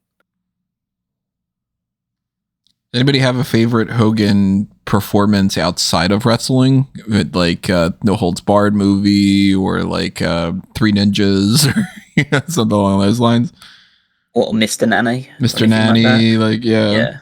Because that's a whole aspect of Hogan's career as well, too. Like, that guy was huge when it came to that. He never developed a reputation about being a good actor for obvious reasons, but, like, fucking Rocky, like, dude's huge. Well, yeah, I was going to say, like, his greatest performance outside of it is Underlips, right? Yeah, like, objectively, that's the only good performance. Like, I remember, like, the first one I recall, one of the first ones I ever recall seeing him in as like an actual movie character as opposed to wrestling was Muppets in Space. Yeah. Right. It was like the bodyguard character, and it's like he had his funny moments as an actor. I mean, well, so we all watched No Holds Barred on this channel. No Holds Barred on this channel. It's terrible because they tried to make it Hulk Hogan, but not Hulk Hogan. You know, like. I think, and there's probably some truth to this if you look at his whole life. I think he was afraid of separating himself from Hulk Hogan. Like, if you notice, he always made sure to keep the same look. He never tried to, like Cena grew his hair out. You know, Rock eventually went completely Hollywood. I think he was afraid to commit totally. And maybe you can argue that's because his acting sucked. But maybe he didn't get any better because he was so, I got to keep one foot in wrestling just in case this doesn't work out. Yeah, even different when it comes to Roddy Piper. Like, Piper was like, oh, I'm acting, I'm going to try to play this character. And yeah, I mean, that worked to a certain extent. Like, Hogan's roles are literally, hey, I'm Hulk Hogan, just not the Hulk Hogan today. I'm Hulk Hogan renamed as like a Electric Man or something. Max Power or whatever. That's like, right. He's a guy that found his bread and butter, and say, like, whether it was through fear or whether it was just a case that he didn't feel like he needed to, like, he typecast himself for the rest of his career beyond the Hulk Hogan as the Hulk Hogan character, to the point where, you know, it became a point with, I know we've spoken between the man and the character, but it became eventually like it was hard to understand where the character started and the man began. So it's like, so yeah, it's that's part of the reason why it's difficult to judge him in a way, because he was a caricature of himself, of like whoever he used to be. Like, that person, I don't say like died, but that person went away as soon as he started to grow that mustache and started wearing those like flamboyant colours and all that other stuff. It was, yeah, and as soon as he reached that apex popularity, like, he never went back to being a real person ever again. I don't think he probably never was Terry Bollea ever again. You know, he was in the same way. Yeah, as we mentioned, like, Flair was never Flair. Vince never been Vince. Their character stuff, they just become. You know, they become characters. They're not really human in a way, because they're just like, it's like a child star. Yeah, like in a way, yeah. You know, it's the weird way of celebrity and the weird way that pop culture thing changes. And I'm sure Miley Cyrus is going through as much as she's been going through, in part because she grew up being this. Oh God, what's the name of the little? I never watched Hannah Montana. I knew it was like some kind. I was like Dakota something, Dakota Jones. I was gonna say, but it's like, no, that's not the same thing. You know, like Justin Bieber. It's like, you know, like, this kid was robbed of a normal life because he was living an abnormal life, and Hulk Hogan might not have become the person that he was if he wasn't so wrapped up in being Hulk Hogan. And maybe that's what saves certain people, to where you get like a Tito Santana. It's just like, for a good portion of his life now, that's more than even his pro wrestling career. I think that, you know, if you calculate the amount of time, he's just a Spanish teacher. He also had a barbershop. I didn't know that. Yeah, he did. Did anybody get thrown through the window? That I would need to check. That guy probably, if you were to like, you know, can go into a deeper topic here. I'm paranoid about death. I think about it all the time. It keeps me up at night, you know, like that kind of thing. It's horrifying. The existence of infinity and all that, you know, the multitude of that, whatever. I think, man, I hope that there's something after I'm gone. And I hope that all these people that talk about like a heaven and like a, you know, an afterlife and, you know, Akashic records and blah, blah, blah, that you can go back and you can look and you can assess what you were and what you did and your pros and cons and all, even to a point where I think, man, it'd be cool if I could get some kind of like list of stats after I die where like, all right, what's the meal that I ate more than any other meal? And like, how many times did I utter the word fuck over the course of my life? Because it's probably more than most words out there, except for like, I almost don't want to stop you, but I fear you're going to forget about Hulk Hogan. You know, I wish that we, like, you could take a character like a Hulk Hogan and like, you know, his passing and stuff and see like what it would be like if things were a little bit different. And I think that if you could talk to a Terry Bollea in a year from now and be like, all right, now that you passed and whatever, and now this is like, you know, what are you missing from that and whatever, I bet you that there would be a lot of soul searching that would be like different and changing and being better. But he didn't get a chance to, well, he had a chance to do it and he chose not to. So you got to do that while you're around, or else you might end up being in the case where you tarnish your legacy and then you don't get, again, I don't want to say you don't get the chance to, because you had the chance to, but you don't right your wrongs. And I will close on that, or at least I'll close on this topic on this. Yeah, I think Hulk Hogan's legacy in wrestling may just be the fact that there are so many wrestlers today who are absolutely determined, almost to the detriment of their own careers and performances. They're determined to divorce who they are as people from their characters. And I think a lot of that's because of how Hulk Hogan and, you know, in some cases Flair just never let go. And I think that his legacy is just amazing icon in the 80s and 90s, did some irredeemable, irreparable stuff, and said some horrible things in his personal life in the 2010s. But he's a great example of the heights you can reach and the human being you really shouldn't be. That's a good way of praising that. Yeah, I think that's what I said. If like for my final kind of sentiment on this point, I think if we talk about the legacy that Hogan will leave, I think it's been pretty evident from just even like a day beyond his passing about the two sides that have been taken on this. Like the side that will revere and remember that superhero figure of the 80s and 90s, and the people that will always cling on to the man that they grew to know and revile in the 2000s and 2010s. And it's just going to always be the dichotomy of that, like the fact that, which I find quite funny, that AEW have not even acknowledged that he passed away at all. They haven't put out anything, so like we're sad to hear about the death of Hulk Hogan or anything like that. Like they're just acting like it's business as usual, and there's more people that are upset about that than that WWE completely forgetting about Black History Month in general, which maybe tells you where the lines are.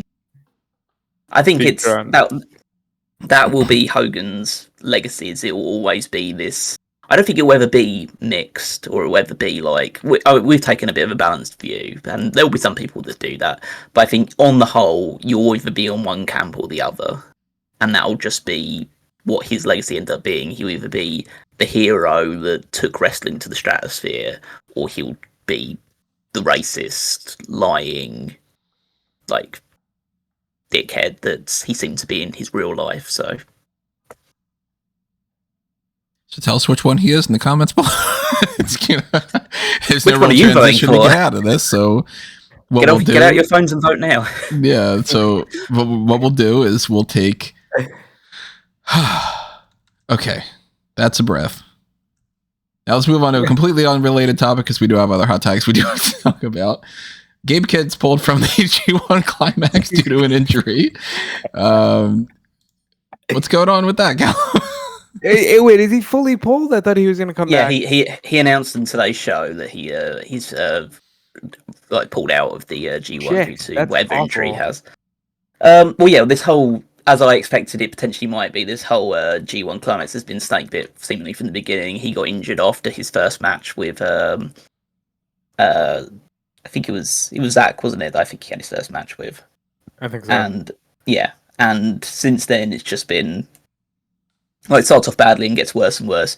I mean, I haven't watched a huge amount so far, like a few bits and pieces here and there, but the main thing I have picked up on is that the attendances to these shows are in the toilet. They are so bad. Like they are, I think on one of these shows, I think either today's show or the show yesterday, it drew 1,000 less spectators than last year's G1 on the same building. G1 show in the same building. Like, it is horrible, to the point where people were joking about how they're going to have to hand Tetsuya Naito like a contract twice the size it used to be and creative control to try and make sure he comes back to just do something, get someone who the crowd likes to appear, because it's just, yeah, it's really, really bad right now. Losing Gabe Kidd doesn't help that either, because you lose a big match from the show as well, because now there's only going to be 4 matches taking place each show on the B block side.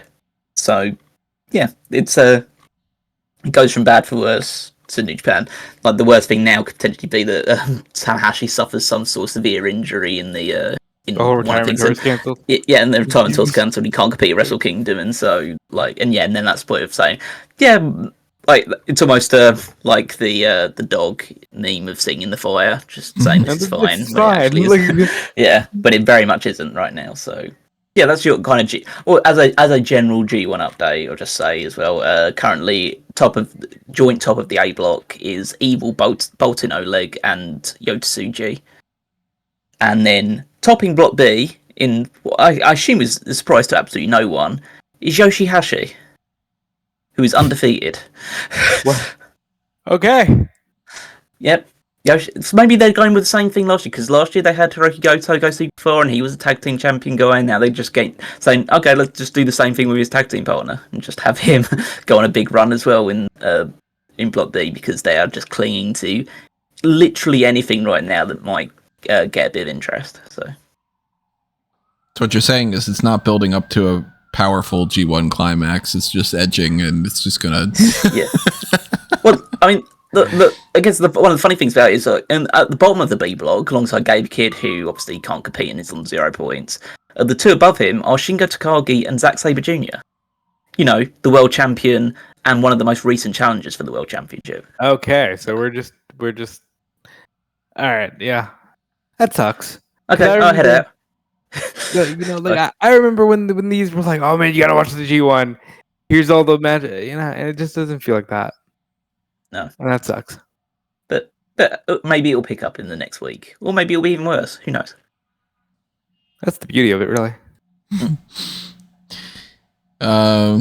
Let's see. Let's go to another outside of WWE and AEW type of topic. Cora Jade / Elayna Black yeah, has been deciding to just pull herself away from pro wrestling and focus on some other endeavors. She has her OnlyFans account, and it seems like that's making her enough money that she doesn't have to wrestle. And I'd imagine that for it. I don't fault her for it at all. Like, I've said it a million times. If I could do something like that, hell yeah, I would do that. Like, 1,000%. Like, if you're earning more money to not hurt yourself, fuck. So I don't know if that's actually why she's pulling away. Like, she did mention that there's, she lost her dream job. Her heart's not in it right now. Yeah, which totally makes perfect sense. Totally understand that. I do hope she comes back. I would hate for the end of her NXT run to be the end of her time in wrestling, because she did appear to have a great passion for it, and I don't want to see that, stomp down anybody. But whatever she needs to do to find that passion, I wish her nothing but the best. I think it's like the reports come out talking about the OnlyFans deal in general, and it's like the fact that she was talking to people behind the scenes, and apparently she made more money from her OnlyFans deal in the past month than any female wrestler makes in a month as well, just from their actual wrestling contract. What does that say about wrestling fans? Sex sells, what does it say about what does it say about men in general? Really? I mean, yeah, but honestly, what does it say about men? Like, good lord, like we're all just primitive. We're all just like it's a South Park thing. Well, actually, those two things. Like, first of all, what does that say about men in general? And then what does that say about how much wrestling companies pay their women? But this is kind of my issue all the way around. I'm not begrudging her for it. It's just like, if that's true, that's sad on multiple levels. Yeah. Like, and the rest of the news there has also reported about the potential for multiple other women to just essentially, it's now becoming more of a accepted strategy to use WWE or AEW or whatever to build up, you know, a crowd following and notoriety about you, and then switch over to OnlyFans because it's more. Obviously, like as you can go on anywhere and just find boobs or anything along those lines. Boobs and vagine, you can find that wherever you want to, really, if you want. if you're that interested, like it's not that difficult. Like it's become more difficult in the UK because now you have to have a age verification to access porn. Not that I know. Not that I've tried. Not that I've had to do anything. I just want to say, as somebody who lives in the state of Florida, that's also a case here. So you know, what do you do? Not that New York, baby.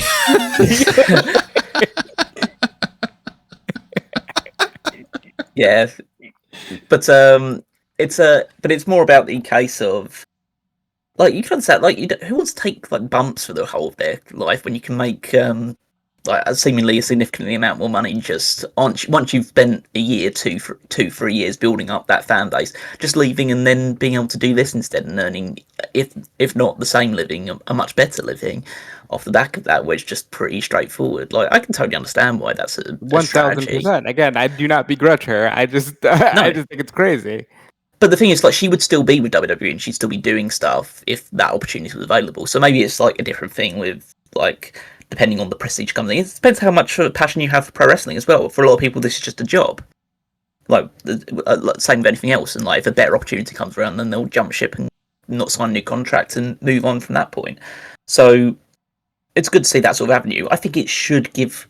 It won't, but it should give the incentive to the companies to pay your fucking women more money. Like Christ's sake, like I mean, if you want to keep them around, them, but especially the women, like. But, yeah. Like I think it's a shame that, you know, someone like Mandy Rose toiled away for a while and then got fired, made all this money, and was like, okay, cool, I don't need to do it. Like that's a shame. That's a shame that like they are able to sustain themselves so much easier than harming their bodies, doing long-term damage to their bodies. You know, like. Wrestling companies should take pause.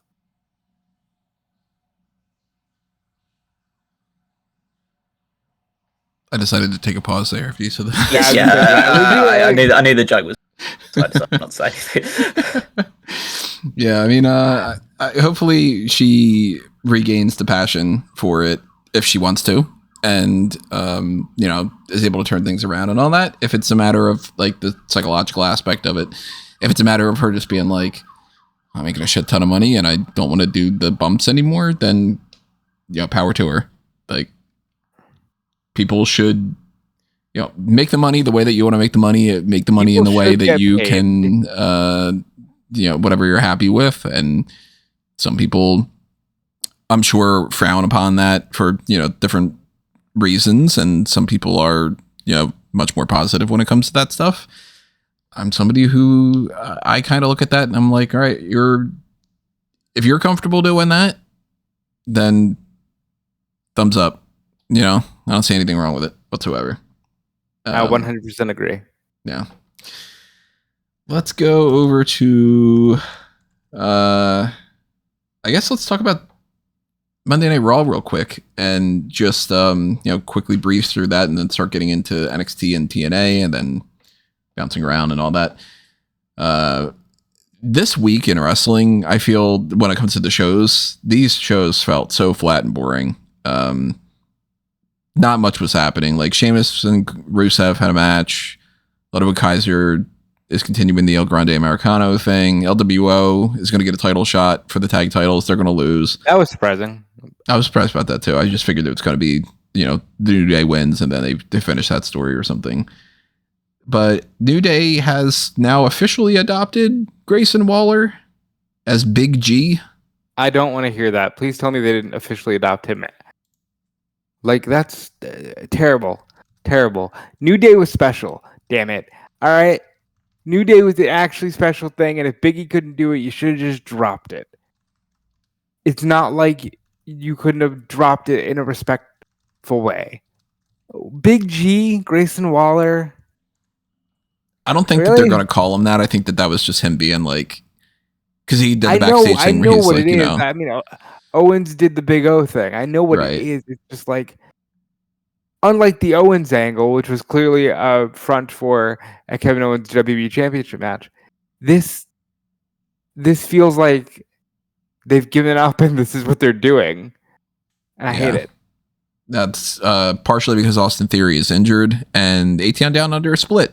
And the way that they announced all of these things was a backstage segment where Grayson Waller was like, hey, great news. Austin Theory is injured. That idiot went and got himself injured. That's what he had said. A-Town Down Under is no longer a thing. I get to be your ace, and I'm Big G now. And I can't say I love it. I like all three of these guys. I hope things work out like that. I don't think that it's going to be the case. But man, what a unceremonious way to get rid of the A-Town Down Under thing and just toss Austin Theory aside. Is that idiot went and got himself injured, and now I'm not in a tag team anymore. I get to drop 200 something pounds of dead weight. Man, Austin Theory's not working out all that well, is he? Terrible. I've got nothing else to say because I think this is a terrible idea. You could have seen that coming. The bland Ken doll didn't actually amount to anything.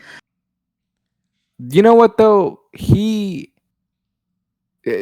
I hate when they put the rocket to people like that and then it doesn't immediately take off, so they go, I'm bored.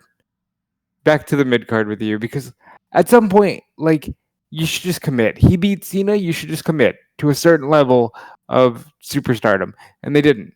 Because, it's okay. We've got a bunch of part-time guys who can fill the void. Yeah, it's a shame. I think it could have worked out better. A lot of the other stuff we're going to talk about when it comes to SummerSlam, like the Becky and Lyra. They did announce the full cards for SummerSlam. They did? Yeah, they announced the dates for the matches, and they announced that Sami Zayn will wrestle Karrion Kross again. So SummerSlam Night 1 is... That's a replacement for LA Knight, isn't it? Probably. Gunther and Punk. It's probably the WWE Women's Tag Team Titles match with Raquel and Roxanne against Bliss and Flair. Randy Orton, Jelly Roll. This I'm surprised about. Randy Orton and Jelly Roll and the Roman Reigns, Jey Uso against the Bronx is on the same night. I would have thought, you split those up a little bit. But also on Saturday, Karrion Kross and Sami Zayn, and Tiffany Stratton and Jade Cargill. On night 2... 3 tag matches on that show. Okay. Yeah, there's a lot there. On night 2, it's Naomi, Ripley, and Io. It's the steel cage for the U.S. title between Jacob and Solo. The women's IC title match. No DQ, no countouts. Really? 2 no DQ, no countouts on the same night? Okay. Becky and Lyra. It's Dom and AJ, and then it's Cena and Cody in the street fight. Don't book like our fantasy cards too, though, where we try and separate things out a little bit more. Where like there's a bit of similarity. Literally, if you just take the women's IC match and put the Jelly Roll or the Roman match on Sunday, like, it makes perfect sense. Balance. Okay. Maybe there's a matter of like schedules or something. Maybe it's like Jelly Roll could only do Saturday and Roman can also only do Saturday, or like maybe something like that. But even then, I would be like, I don't know, maybe put one of the no DQ matches on there and swap the women's tag or something. I don't know, but weird. Yeah, we'll talk about that next week, but in a little bit more detail. Let's get into NXT. That was in Houston, so they tried to make it a big show. No Big Show won the show. Culling beats Zaruka. Jordan Grace is barred from the building, but she eventually comes out later on and has a little fight with Blake Monroe. Gets DDT'd on a steel chair. The tag team champions were also in that opening match that he just forgot about. Can we get the belts off of Hank and Tank? Yeah. Yeah, Culling beats Zaruka and Hank and Tank. I forgot about that, yeah. Yeah, he forgot about the tag team champions. Yeah, remember, but then again, that's proof division mattered. We still don't know between Lash Legend and Jada Parker who's going to go up next against JC Jane, because here's one of the big things for us to talk about is TNA Slammiversary. And very quickly, we'll mention some of the other little quick things too. I'll hold off on the even page thing. Jasper Troy beat Ricky Saints by count out. Sure, whatever. That Tony really fumbled there, didn't he, guys? Yeah. But the Obafemi thing. Just real quick, he did, and they're starting to as well. Like, oh god, go ahead. Obafemi retained the NXT Championship over Josh Briggs and Yoshiki Inamura, and Briggs officially turned heel. The rest of the stuff we can lump into. No one cared that Briggs turned heel because he turned heel as Obo was celebrating, and they didn't even show it. That's my favorite thing. It was very poorly done. But the whole, like, the long and short of this thing, it does tie a lot into Slammiversary. So a lot of the TNA thing, I don't know about if anybody wants to pick apart one thing or another. Real quick, here's the results. Stop me if you want to talk about it. Elegance Brand retained their tag titles over the Inspiration. The interesting thing there is that they had a 6-woman on yesterday's episode of TNA Impact, and Mara Sade, formerly Jakara Jackson, is officially signed to TNA. She teamed with the Inspiration to defeat the Elegance Brand. There was the Hometown Man beat Eric Young. I hate it. Yeah. Zilla Fatu, Real One, and Josh Bishop, 4th rope, because what's better than 3 ropes? 4. This is going to be a thing, damn it. If they want to keep doing this, it's going to be a thing, yeah. Beat Jake Something, Steve Whatever, and Mance Who's It. So, yes, they did. That's because Macklin, Something, and Warner were all feuding as it was, and there's miscommunication there, but 4th rope did get the win. So a lot of people excited for Enzo, so a lot of people into Zilla, and I saw a lot of people be like, hey, look, it's Psycho Sid. Yeah, I immediately thought that. As soon as he came out, I was just like, who's Sid Jr.? And not even Frank from Big Brother. Cedric Alexander lost to Mustafa Ali. So I guess you're right about the whole, WrestleMania rematch thing. That I told you that was the build to the story. Yep. The System and Matt Cardona beat Dark State. Because Dark State is not dead. They're gonna feud for the tag titles now that they lost to the TNA people. It makes perfect sense, right? Yeah. Indy Hartwell beat Tessa Blanchard, and then Blanchard attacked Gia Miller and was sent out from Santino Marella and suspended indefinitely. And it seems like she has not shown up in NXT. She's not shown up in NXT. I'm not speaking it into existence. It seems like there's reports about that, and I hope it's not necessarily the case. But if it does end up being the case, people know what to chant. Well, now that Booker T's there, it's going to be even more fun. And then we get to one of the big things. JC Jane beats Masha Slamovich, and she not only retains the NXT Women's Championship, but she wins Masha Slamovich's TNA Knockouts World Championship, which was not at all surprising based off of after the big surprise of JC Jane beating Jordan Grace, that it was like, all right, Jordan Grace is, not going to be the champion. It's probably going to be JC Jane. WWE is not going to have the women's title go over to a TNA person, and TNA is going to benefit more from having somebody from NXT, 3 people, if Fatal Influence keeps joining her. I can't say I love it. I don't watch Impact, so that's not really impacting me in any kind of way. But I don't know. This it's not like I could be like, oh, I really think that Slammiversary should have kept it. It's just a matter of I still think that Grace would have been the better option. But good for JC. At least she hits the record mark of something that's never been done before. She's the only person that's a WWE contracted superstar to ever hold a TNA title. She's a double champion, 2 double champions for the NXT Women's title in the same year, which is like maybe somebody should look into this. You know, it's got to be a reason for it. They're really rubbing it in too. JC's whole thing right now is, "Fuck you! You thought I was the third wheel in Toxic Attraction. Fuck you! You thought I was a transitional champion. Now I have 2 belts." That's like the entire story of what she's telling.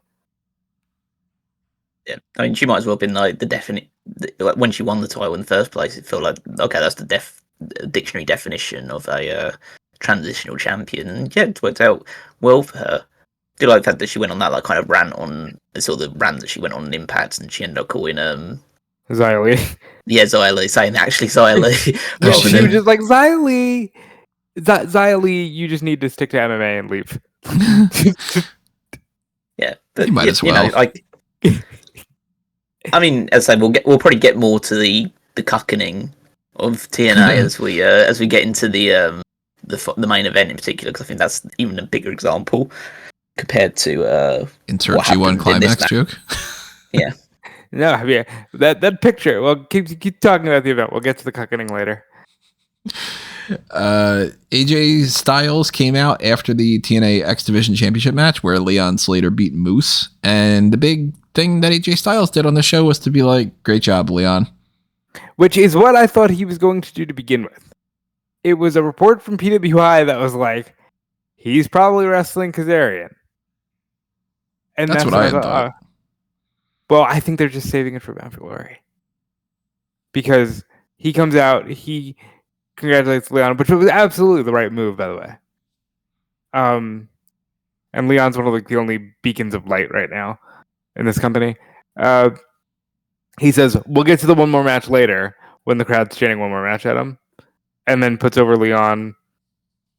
And then later in the night, Frankie's on commentary, and he says, "I'll talk about AJ Styles when I want to, and the whole world will hear about it." So, I mean, good for Leon Slater. Gets put over, gets a championship, beats Moose, which means something. Everybody starts talking about him being the future face of the company and all. The Hardys win the World Tag Team titles from that 4-way ladder match against the Rascals. Well, Myron Reed and Zachary Wentz, First Class, and the Nemeths. And then after the match... Hold on. Before I get to after the match, Jeff Hardy lowered down like a Batman 66 style gadget. Yeah, that was cool. I like that. The rope ladder cool, was... I haven't seen that before.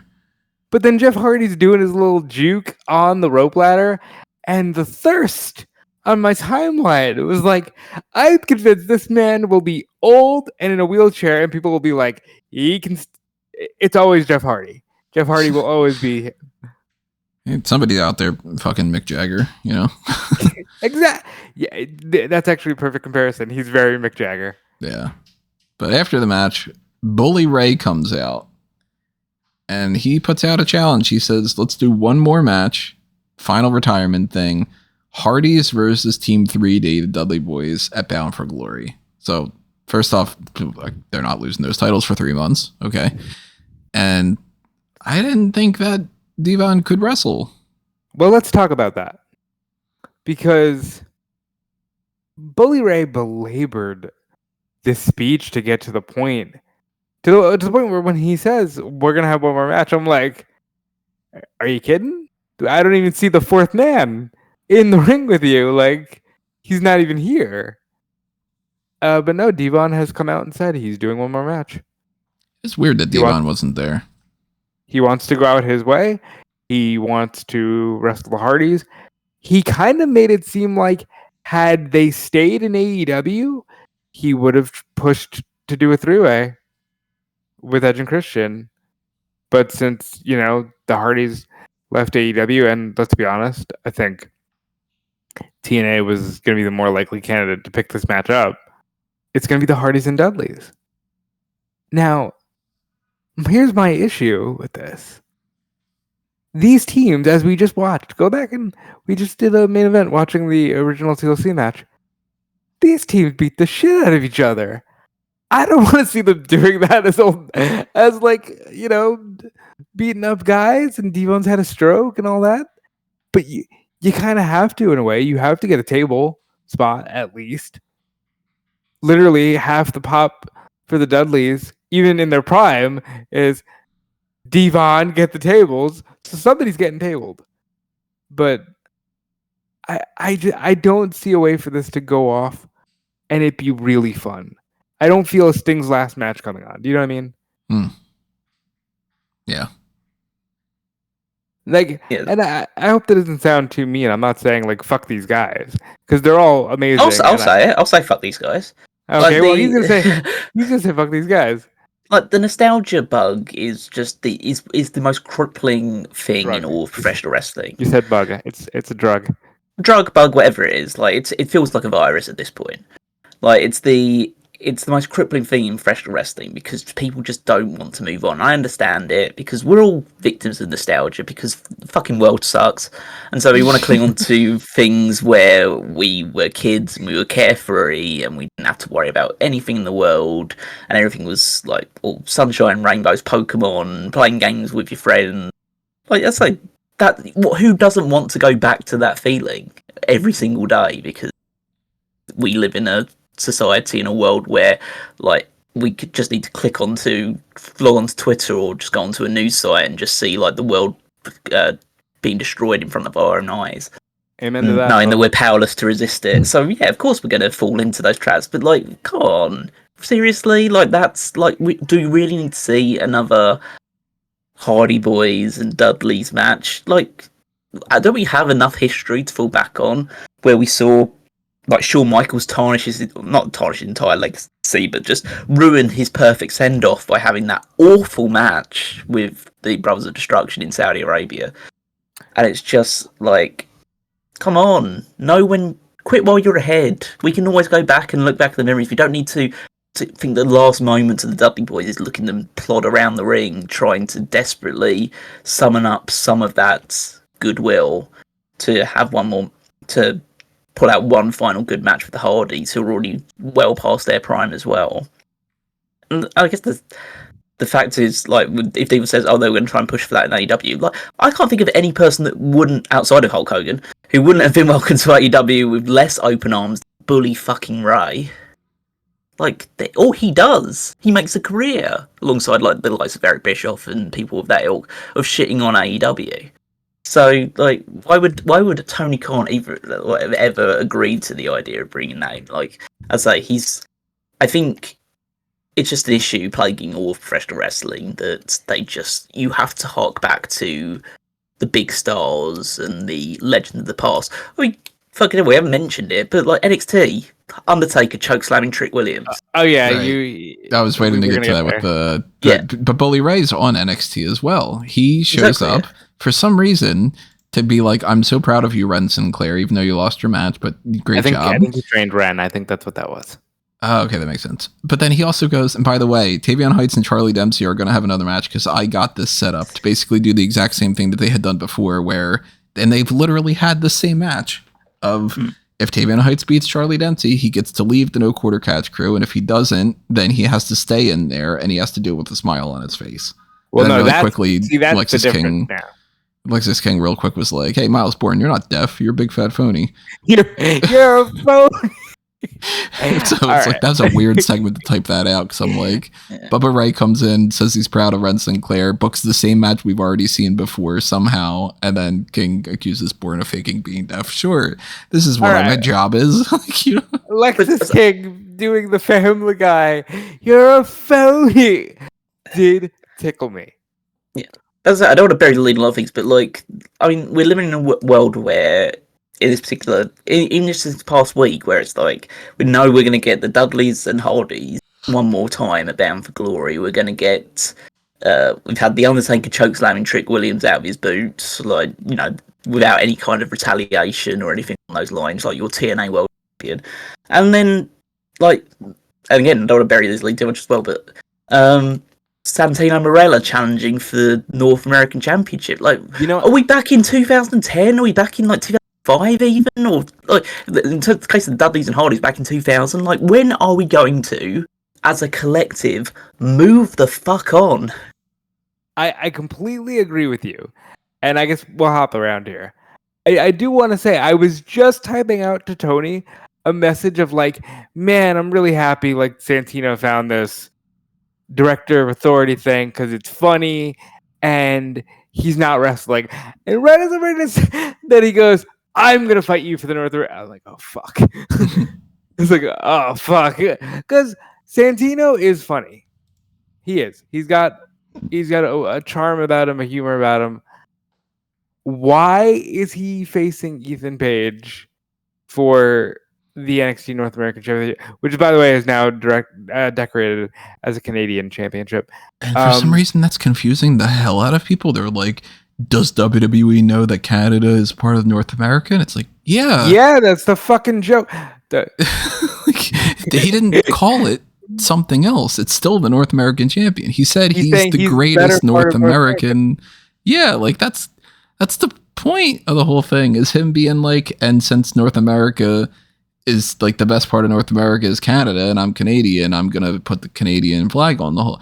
It's, you know, it's kind of like the national championship that I always pitch on the mock drafts. And it's like, cool, you're gonna get some heat. It's a little weird that Santino comes out and says, I'm from Canada, but Canada's... I'm going to fight you. I disagree about some of the things that you said. Canada's not all that great, but I mean, I love it still. And whatever. Like, that was very awkward, the whole thing. And we did mention it already. Like, Trick Williams retained the TNA World Championship over Joe Hendry and Mike Santana. A lot of people upset Santana didn't win. And because he should have fucking won. Did you hear the crowd? Yeah, they wanted Santana. Sometimes you just need to fucking do the thing, you know. And it's not. This isn't just a TNA thing. This is like a, oh no, but we've got the perfect thing. You know why fucking Hangman worked? Because they just put the belt on Hangman. Like, they didn't go, actually, it's got to be Ospreay in London. Actually, it's got to be Darby. No, they just let Hangman win and people be happy. Imagine that. And the spawn out of that is Undertaker's like, hey, fuck you, pal. Chokeslams him. Yeah, and what do we get out of that? And Callum's already said it way better than I can, but like, when do you actually move on? When do you actually... like they're going to move on to the idea of Javon Evans going up against either Trick Williams or Obafemi? It's Obafemi. Because Undertaker came back and did a backstage thing where he's like, go for the biggest dog in the yard. Which it's got to be one of those two, but wasn't anything. Set up like Trick and Oba being like, well, we're looking at JC Jane with both of those belts. We want to do that. Right. Like, for all we know, this could be a month from now. It could be Javon Evans is holding both those championships. My issue is that these companies do need to move on. And yeah, like I'm as guilty as anyone of over-reliance on nostalgia to get through the day. But you're wasting talents. And this is the part where Callum jumps off the train and disagrees with me. But like, you know, fucking Miz could have been a bigger star. But you were just like, near it out the Rock, go fuck yourself. Fucking, you know, take out Miz and put in any of the names that have come through in the last 15, 20 years. Wade Barrett. Sheamus should arguably be bigger than he is. You know, any of these names could have been a bigger deal, but they have relied on, ever since the comfort of the part-time guy, they've relied on, we don't need you for the big show, so we don't need you, so you're just only so good before we pull the rug out from under you. And they continue to do this, and it's biting this company in the ass. This company was never better. in the modern sense than a few years ago when they had like, hey, AJ Styles is our WWE champion, and we got this hot NXT brand that's pushing these young guys that people want to see. You know, Tony talks about Finn Balor being overhyped all the time because they've done dick with Finn Balor on the main roster. Move on. You don't tell a fucking Chad Gable, oh, Chad Gable's got so many years. He's been there for a decade. Move him up. Move on. Like, I completely agree. I think it's time we stop relying on nostalgia to get through these things. And that's not just in wrestling, that's in media altogether. Because, by the way, you know, did you hear that they've renewed another season of your favorite sitcom from 25 years ago? You know? Yeah. Sorry for the rant. No, it makes total sense. And I'm in most part agreement with you outside the Miz thing. But because you know I'm not fucking crazy. But I think like the biggest issue that I have with this Slammiversary main event is just the bare number of the fact that like they made such a big deal that this is the biggest show they've put on in North America ever.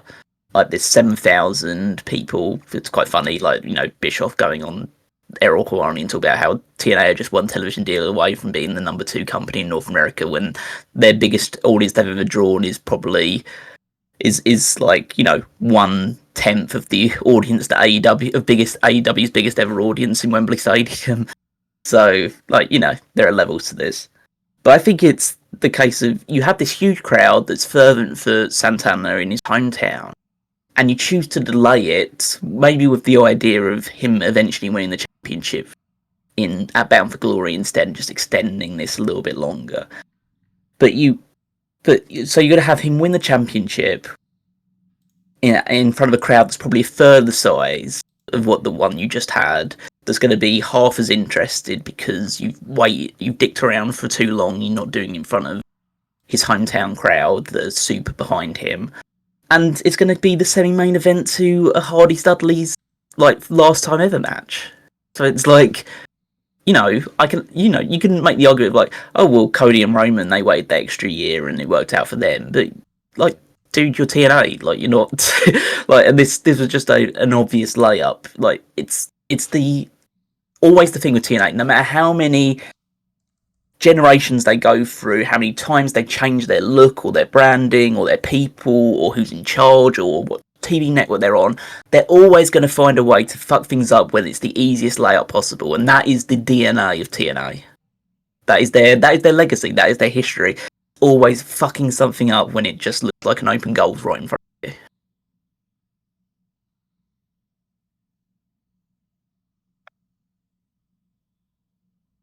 Pause. Yeah.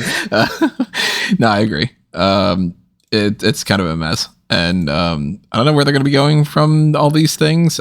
Some of it seems like it's like on paper, sure, whatever, and some other things are like that's absolutely insane, and I don't know who thought about this. You know, this is going to be one of those topics. I think that each element of this TNA NXT back and forth and all, it's going to be a couple months from now. We're going to look back and we're going to be like, okay, this is what they didn't see coming that we all saw coming, and this is it actually worked out a little bit better, and you know, this and that and whatever. Or it could be, you know, the final nail in the coffin for maybe we do get NXT and TNA just merged together, and maybe we do get WWE just buys TNA, or you know what I mean, like something's going to change.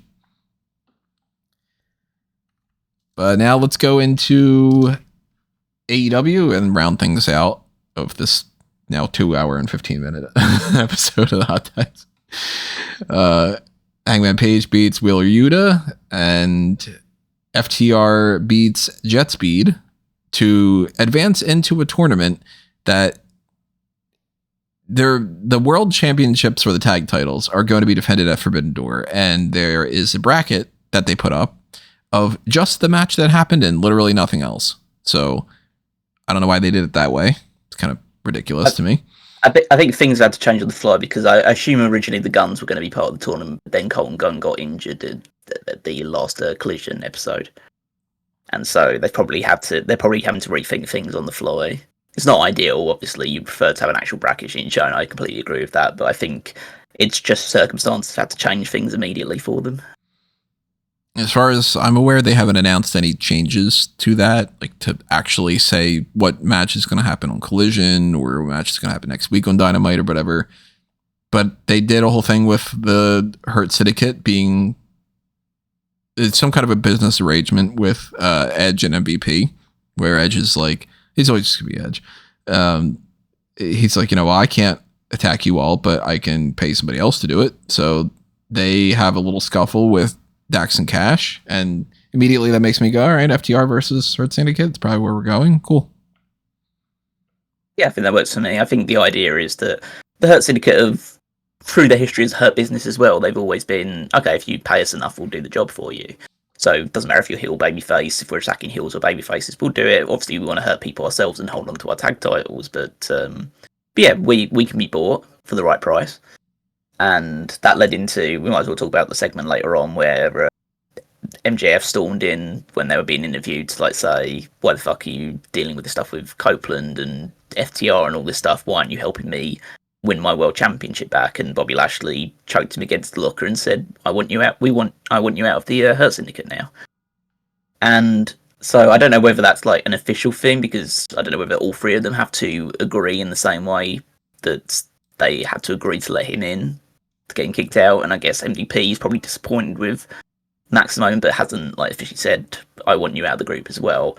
But they're just establishing the obvious rift between them and see what direction they take, whether Max has to come back with like a bit of a grovelling apology to try and get back on side with the group. But yeah, I'd say it's a bit more in advance of that story, where Max is kind of dealing with like 5 fronts at the moment, with he's got the contract to fight Hangman, and he's got Mark Briscoe to deal with, and he's got now issues with Hurt Syndicate as well, potentially FTR if they get involved with the Hurt Syndicate as well. So he's fighting on multiple fronts right now. I'm still, first of all, I was surprised to see that go that way, where just they were like, fuck you, we want you out. But I'm still of the belief that we might see a reformed or reshaped Pinnacle, because Stokely and FTR, the only thread they have is that they were both briefly connected to Max. So I wonder if we get that coming out of all of this. Yeah, who could forget the firm? Yeah. I definitely, you can forget the firm, but I can never forget that was supposed to be an MJF angle. They had a backstage thing with Nick Wayne, Mother Wayne, and Kip Sabian saying essentially just, we're gonna show that we are better off and caged. Like Mother Wayne saw the tweets and the comments. Yeah. I was able to pay more attention to this promo. I'm so disappointed in people, but I can understand. I can understand the reaction. It's the same people that are bankrolling Cora Jade now. Ospreay came out, said he's got some neck issues and everything, but he's hoping to be back by Forbidden Door. Yeah, I assume he will be. I don't imagine he'd miss that show, but yeah, they're giving him a bit of time off because he probably is dealing with some injuries as well. So it's a good thing. Absence makes the heart grow fonder and all that stuff. So, and we got Timeless Tony Storm beating Billy Starks, only for Starks and Athena to beat her down afterward, and for them to tease that Money in the Bank type cash in. Alex Spencer makes the save, but that's confirmation right there that is something that they can just Money in the Bank at any point. It's fucking bullshit. Terrible idea. Go move. Oh, I'd say like move on for this. Like, don't be WWE. No one cares about. I mean, maybe there's some sort of like rationale they have that we're internet people, and like the internet isn't like all wrestling fandom, even if it's stronger for AEW than it is for WWE. And maybe people just like the casual or like fan that just tunes in every week but doesn't pay attention to any of the discourse online, actually likes cash-ins and so they're just appealing to that audience rather than us that are just sick to death of the cash-in concept. But I mean, I like it. I'm always making the argument that I like it, but I say, if you like it, you've got a promotion that does it. Don't bring it into this promotion. Be different. They don't do it well anymore, though. They can do it so much better. No. Yeah, but it's just like, why need to do it? Like, I'm totally fine with the idea of it's a contract that the person can use, not necessarily any time and just immediately cash in. Like, you can tell that they would, like, it's funny because you could clearly tell that Khan's given the direction to MJF to say, oh, you can't say cash in, you have to say execute the contract. Execute the contract, yeah. Yeah. But then Alex Windsor in a Twitter promo before she fights Athena for the Ring of Honor Women's Championship on Collision used the term cash in, so obviously it's not being communicated effectively across the.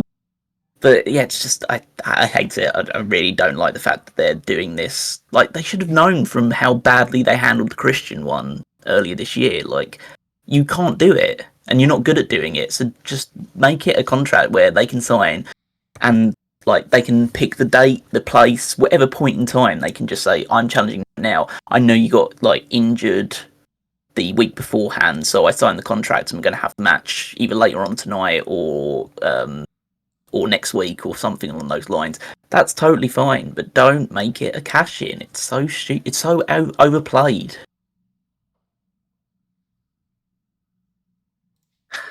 Not happy. The rest of the Dynamite stuff, Swerve beats Hechicero. Who is now a contracted member of AEW as well. Oh, is he? Oh, good for him. Yep. I think it's one of these dual contracts between him and CMLL and AEW. As I said recently, like, these dual contracts then become a big deal because that's the only way that the smaller, I say smaller, it seems like so disrespectful to like the New Japan and CMLL, like the biggest promotions in Japan and Mexico, to say the smaller promotions, the promotions that can't afford to pay the wrestlers as big sums as WWE and AEW. You're going to need to do these dual contracts to keep these guys around. And then Mark Briscoe beats Claudio Castagnoli, and we end the show with a setup of Moxley is going to get a match for the AEW World Championship next week against Hangman Adam Page, where everybody but the referee is banned from ringside. That's good. Sure. The referee is allowed to be there. That's quite useful. But I think it works because, like, you get to clear off Moxley once and for all. He gets his rematch, and then it's on TV. He's going to just move Hangman on.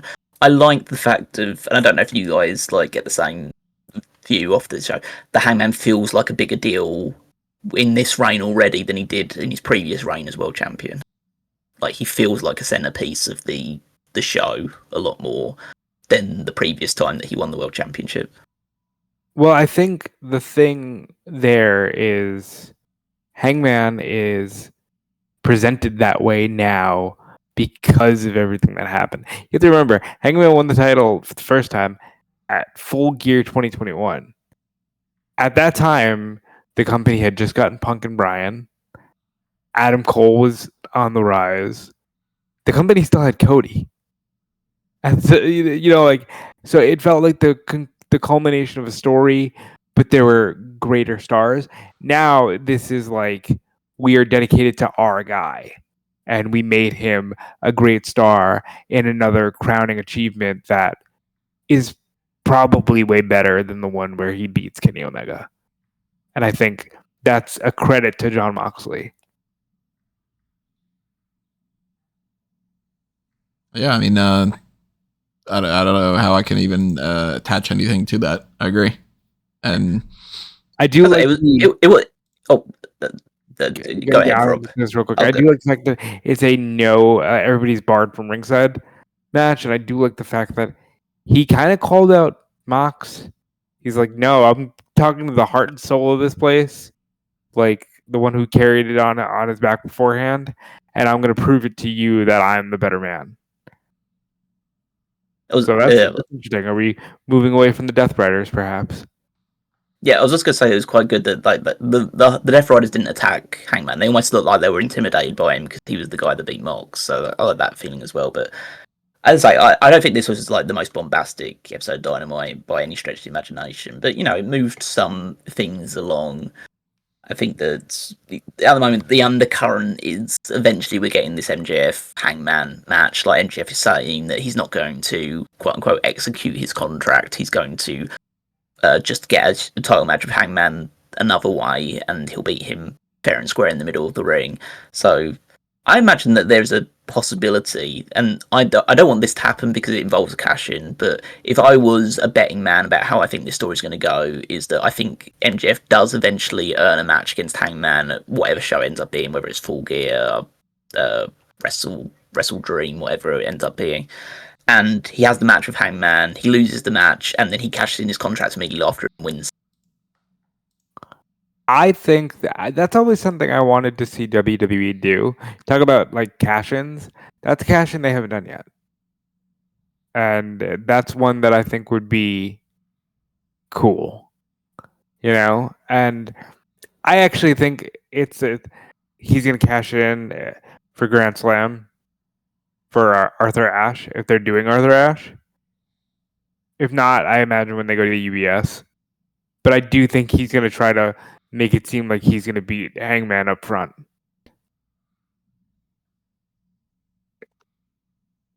So I don't have any other hot tags down. Anything else you guys want to round out?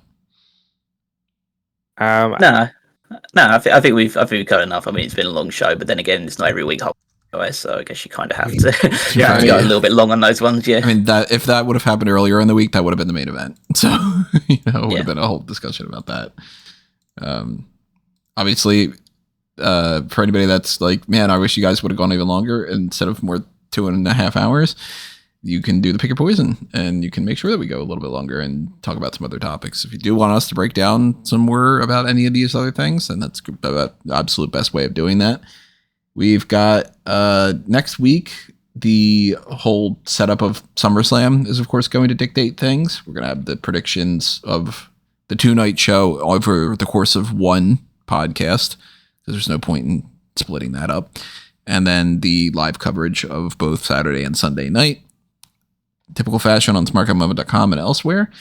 And keep in mind, too, all the other things I mentioned before about joining the Discord server and the Linktree stuff and the Marketplace stuff and everything like that. So follow me at all the things you can find at anthonymango.com or amangotree.com or whatever the Linktree link is that it actually diverts over to. I forget that it's like link.tree/amango or something. I don't know.